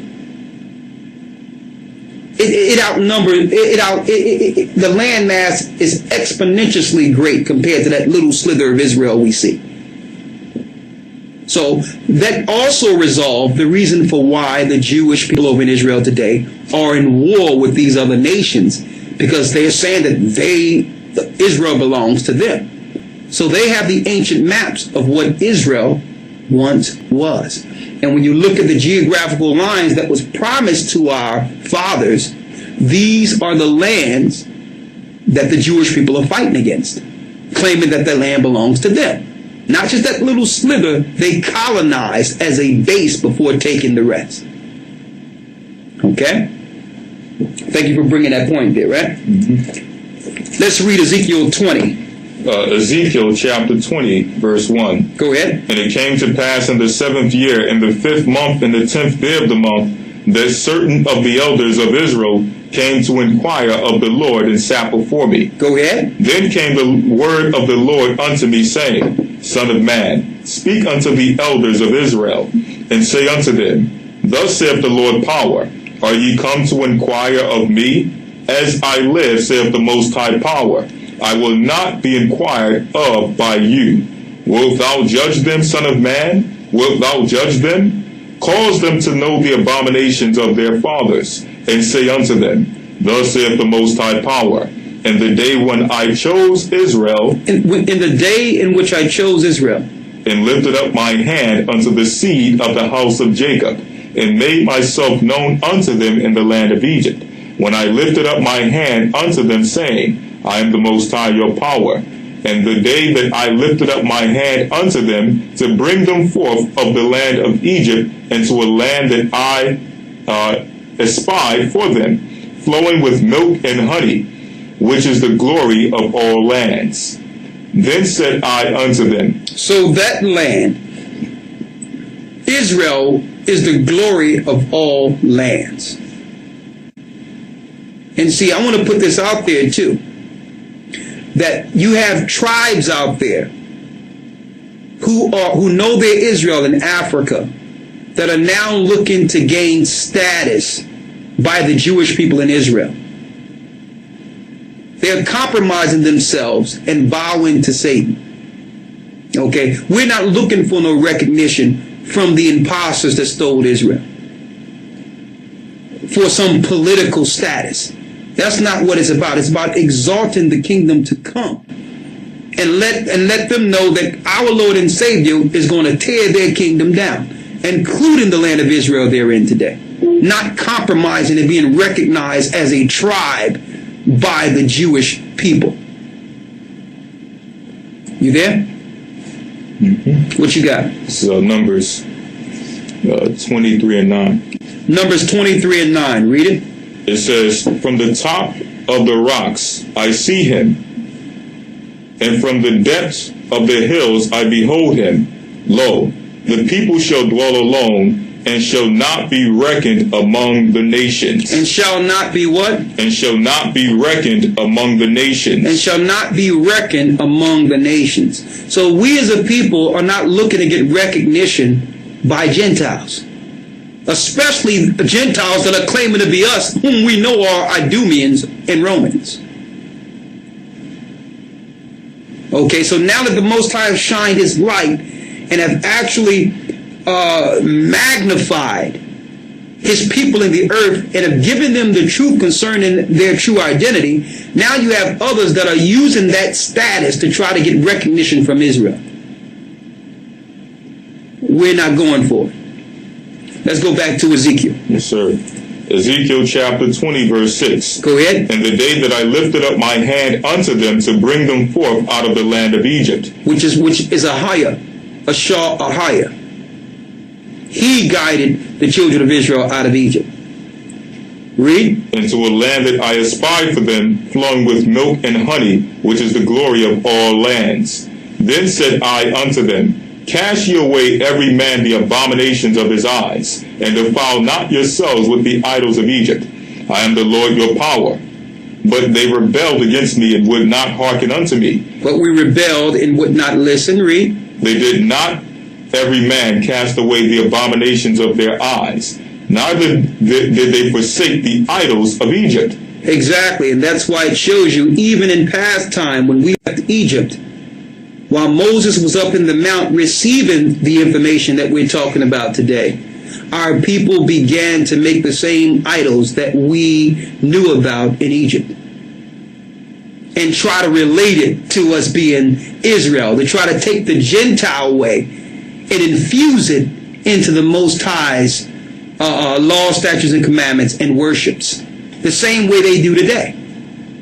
I see brothers today operating with beanies on their head like the Jewish people, the little things around on top of their head, worshiping on the holy days of the nations, calling on Yahweh, putting on the star of Moloch.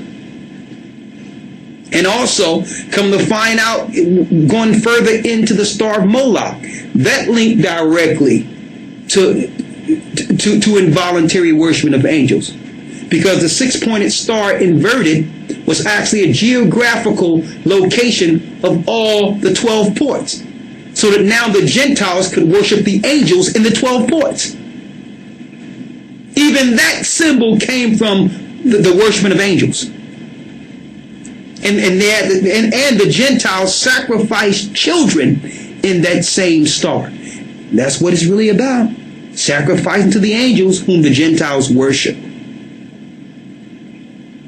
You see brothers running around with that on their neck, which only represents the death of our children. Read.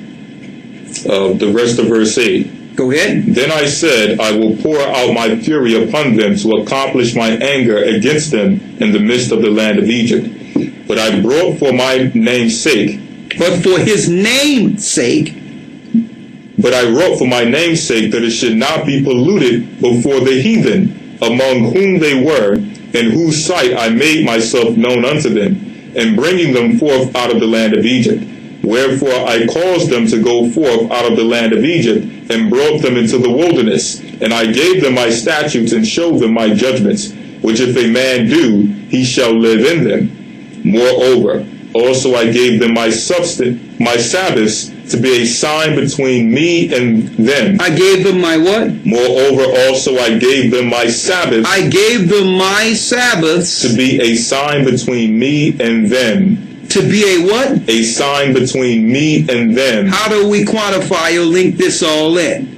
Let's hold up and get Genesis, the first chapter, where it says what will be signs for us in the earth. What did he set for signs for us? So Genesis chapter 1, verse 14. Read. Then the Most High Ahia said, let there be lights in the firmament of the heavens. Let there be lights in the firmament of the heavens. To divide the day from the night. To divide the day from the night. And let them be for signs. Let them be for what? For signs. For signs. And for seasons. And for seasons. For days. For days. And years. And years. Go back to Ezekiel 20 and read that last verse again. This is Ezekiel 20 and 12. Moreover, also I gave them my Sabbaths. I gave them my Sabbaths. To be a sign. To be a sign. Between me and them. Between us and the Most High. To show you that by following the Sabbaths, you're following the holy luminaries and keeping track of the heavenly time through Sabbaths. See? 52 Sabbaths? A complete year. See, at one time, we didn't have timepieces on our arms and on our, or computers with the time on it so that we'll know what time it was. At one time, before this technology, in order to keep track of time, we as a people had to stay connected to the heavenly realm. See? And by them disconnecting us from how to keep time, they've separated us from the Most High, and the Most High's time, the Most High seasons, the Most High holy days, and that's what keep us on point concerning judgment. They have totally separated us from that to a point now where we don't even look up as a people anymore. We don't even know what's out there as a people. Read. 13. But the house of Israel rebelled against me in the wilderness. Go ahead. They walked not in my statutes. So we walk not in the statutes of the Most High. That's why we're scattered. Read. And they despised my judgments, which if a man do, he shall live in them. Go ahead.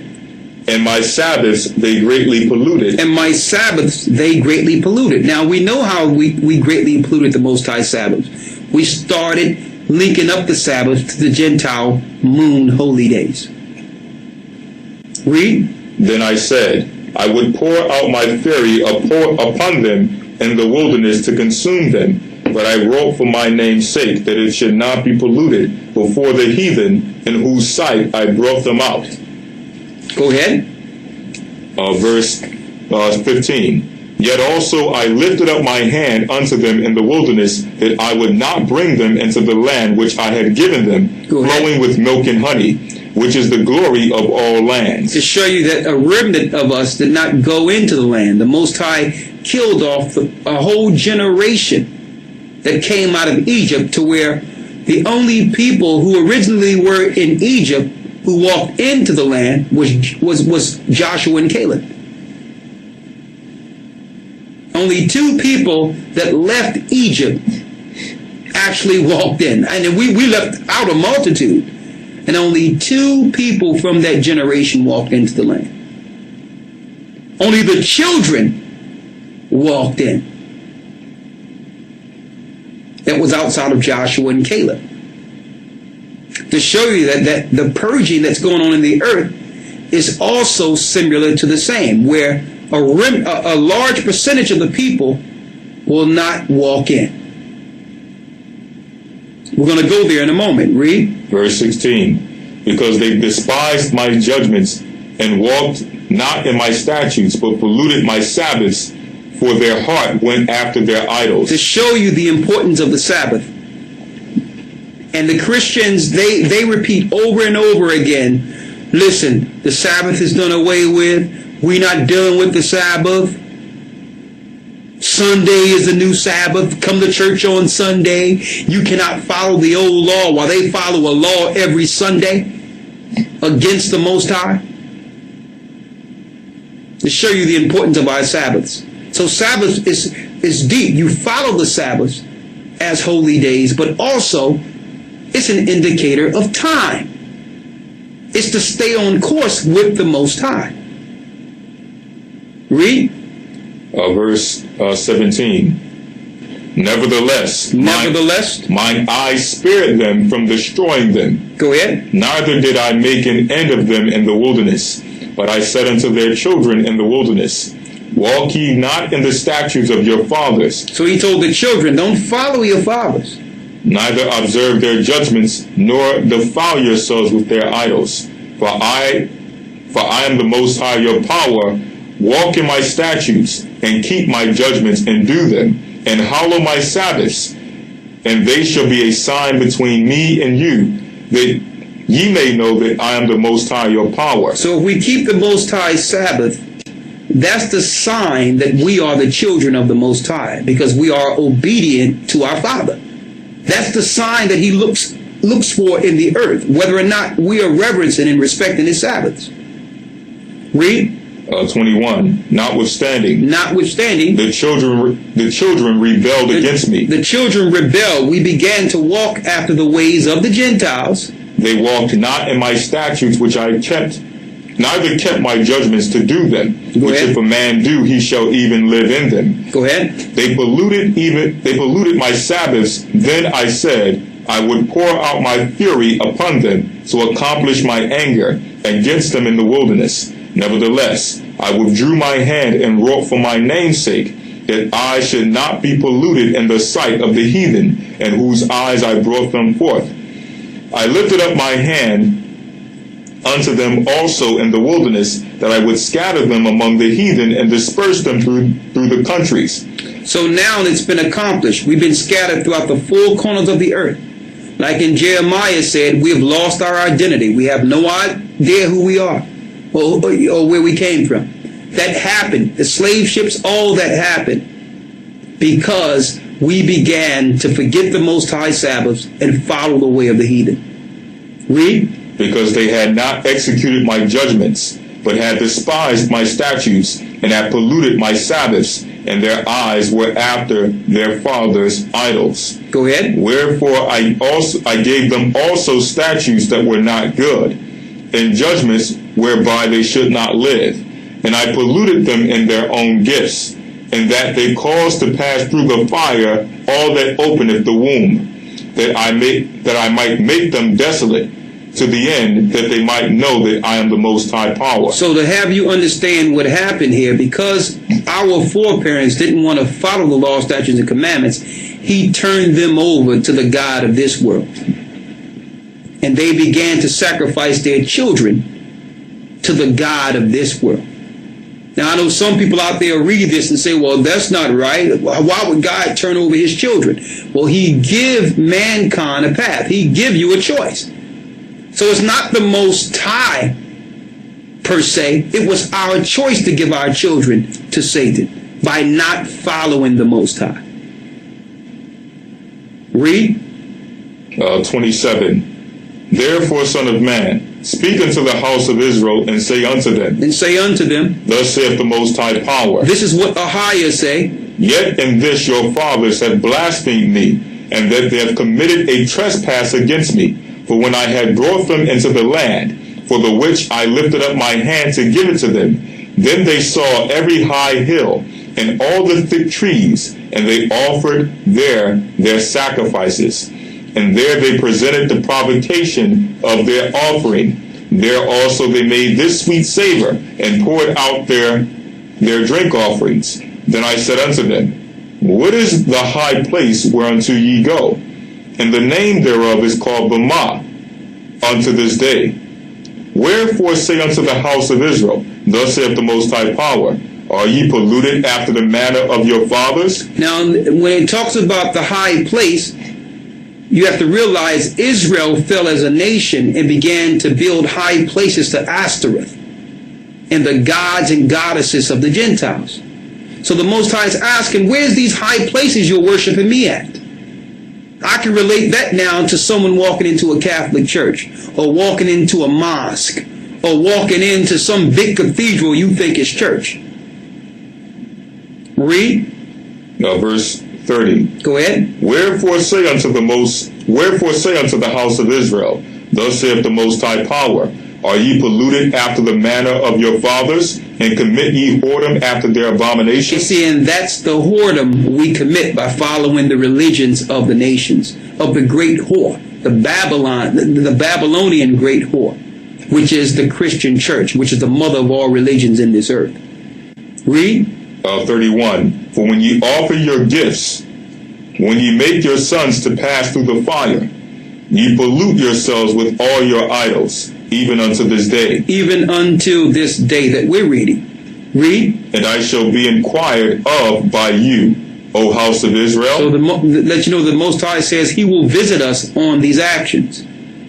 Read. As I live, saith the Lord Power. Now it's coming into our time. Listen clearly. I will not be inquired of by you, and that which cometh into your mind shall not be at all that ye say, We will be as the heathen, as the families of the countries, to serve wood and stone. The wood is your Christianity, the stone is your Islam. Read. As I live, saith the Lord Power, surely with a mighty hand and with a stretched out arm and with fury poured out. The stretched out arm and fury poured out. Read. Will I rule over you. Go ahead. And I will bring you out from the people and will gather you out of the countries wherein you are scattered. Now, as you can see, this is something that have never happened before. Israel coming back. So he says, I will gather you out of the places wherein ye are scattered. With a mighty hand and with a stretched out arm. With a stretched out arm. And speaking of the angels grabbing, read. And with fury poured out. While there's destruction coming in the earth. And I will bring you into the wilderness of the people. So upon the coming of Christ, as we read in the book of Matthew, the remnant that are throughout the earth will be brought back into this same wilderness, the same area we were in before. How will they be pulled in? It tell you in Enoch, through ports, through gates. Okay? There's gates, 12 all around the earth. So when the angels are sent in from the four winds around the earth, they will come in and grab those of the bloodline of the children of Israel and bring them into the wilderness. That is the next phase.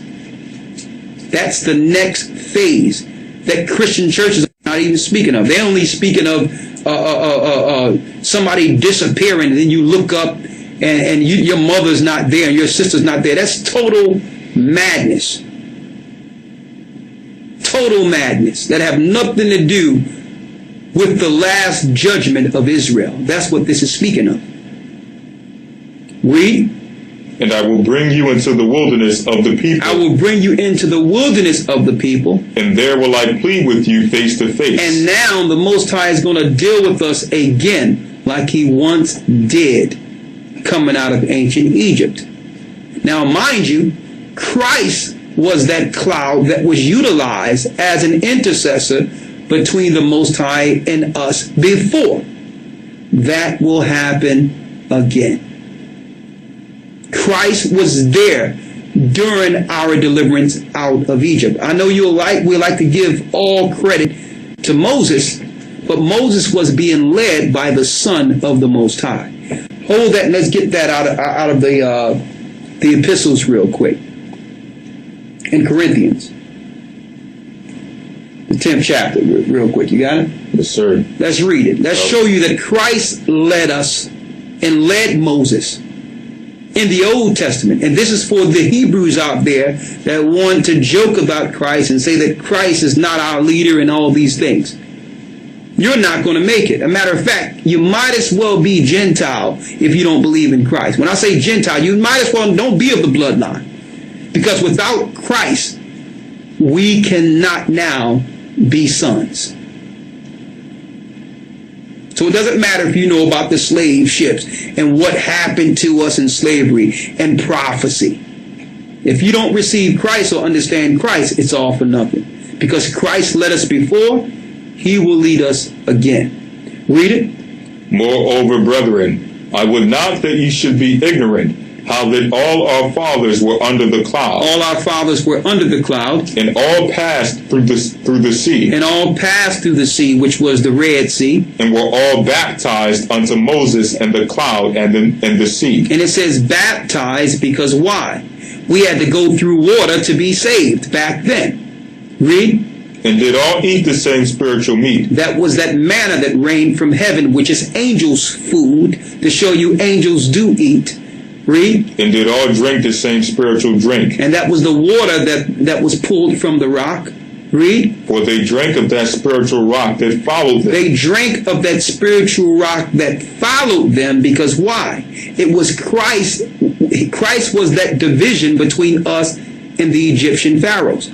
And the Pharaoh and his army that was looking to destroy us. So it says followed us because he was in between us and our enemies. Read.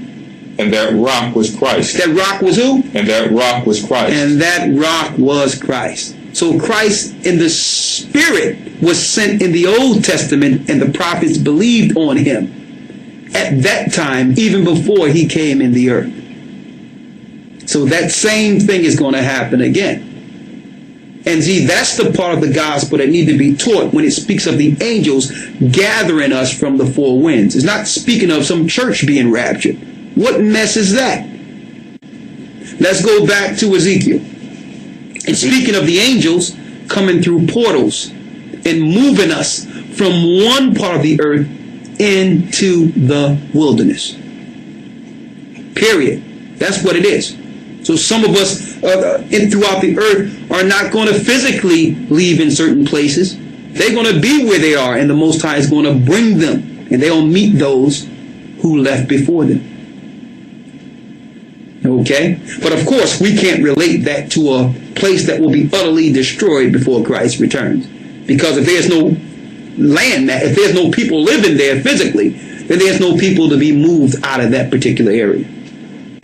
But the rest of the earth, there will be a gathering. Read on.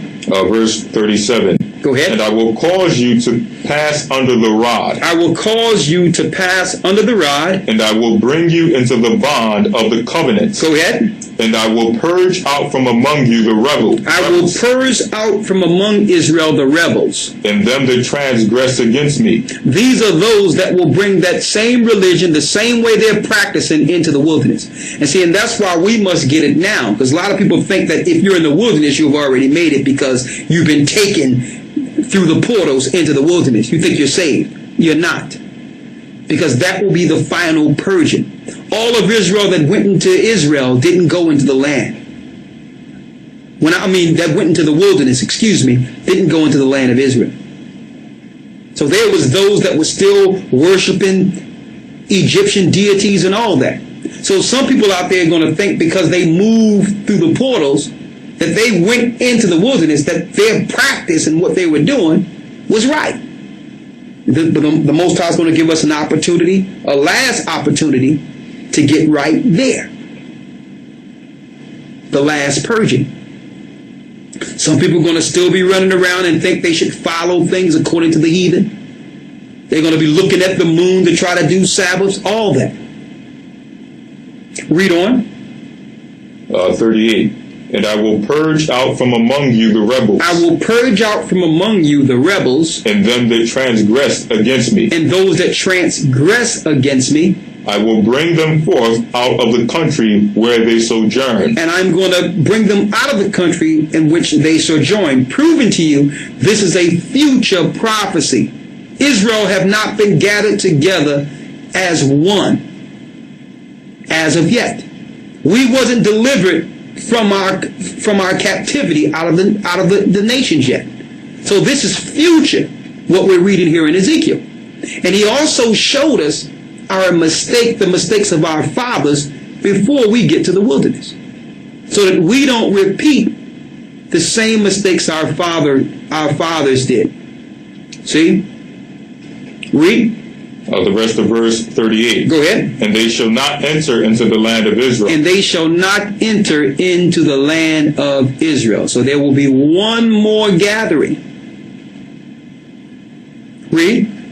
And ye shall know that I am the Most High. And that's why you notice he says, you shall know I am the Most High. That's the Most High, Ahaya. All right? Now, there's more information I have on the portals that I want to go into, strictly speaking of the gates that the elders were able to see in the temple linking to the heavenly realm, the gates and portals. So I'm going to have an entirely lesson strictly on that. How the temple that was built in the earth was a similitude to the temple in heaven, so that the priest could actually communicate through these gates. I'm going to go into that in a future lesson, but I wanted to break down the fact that the portals do exist and what does that mean concerning time and how Christ will return through the ports, the sides of the north. With that, I'm going to say shalom, and there's one other point I wanted to bring out.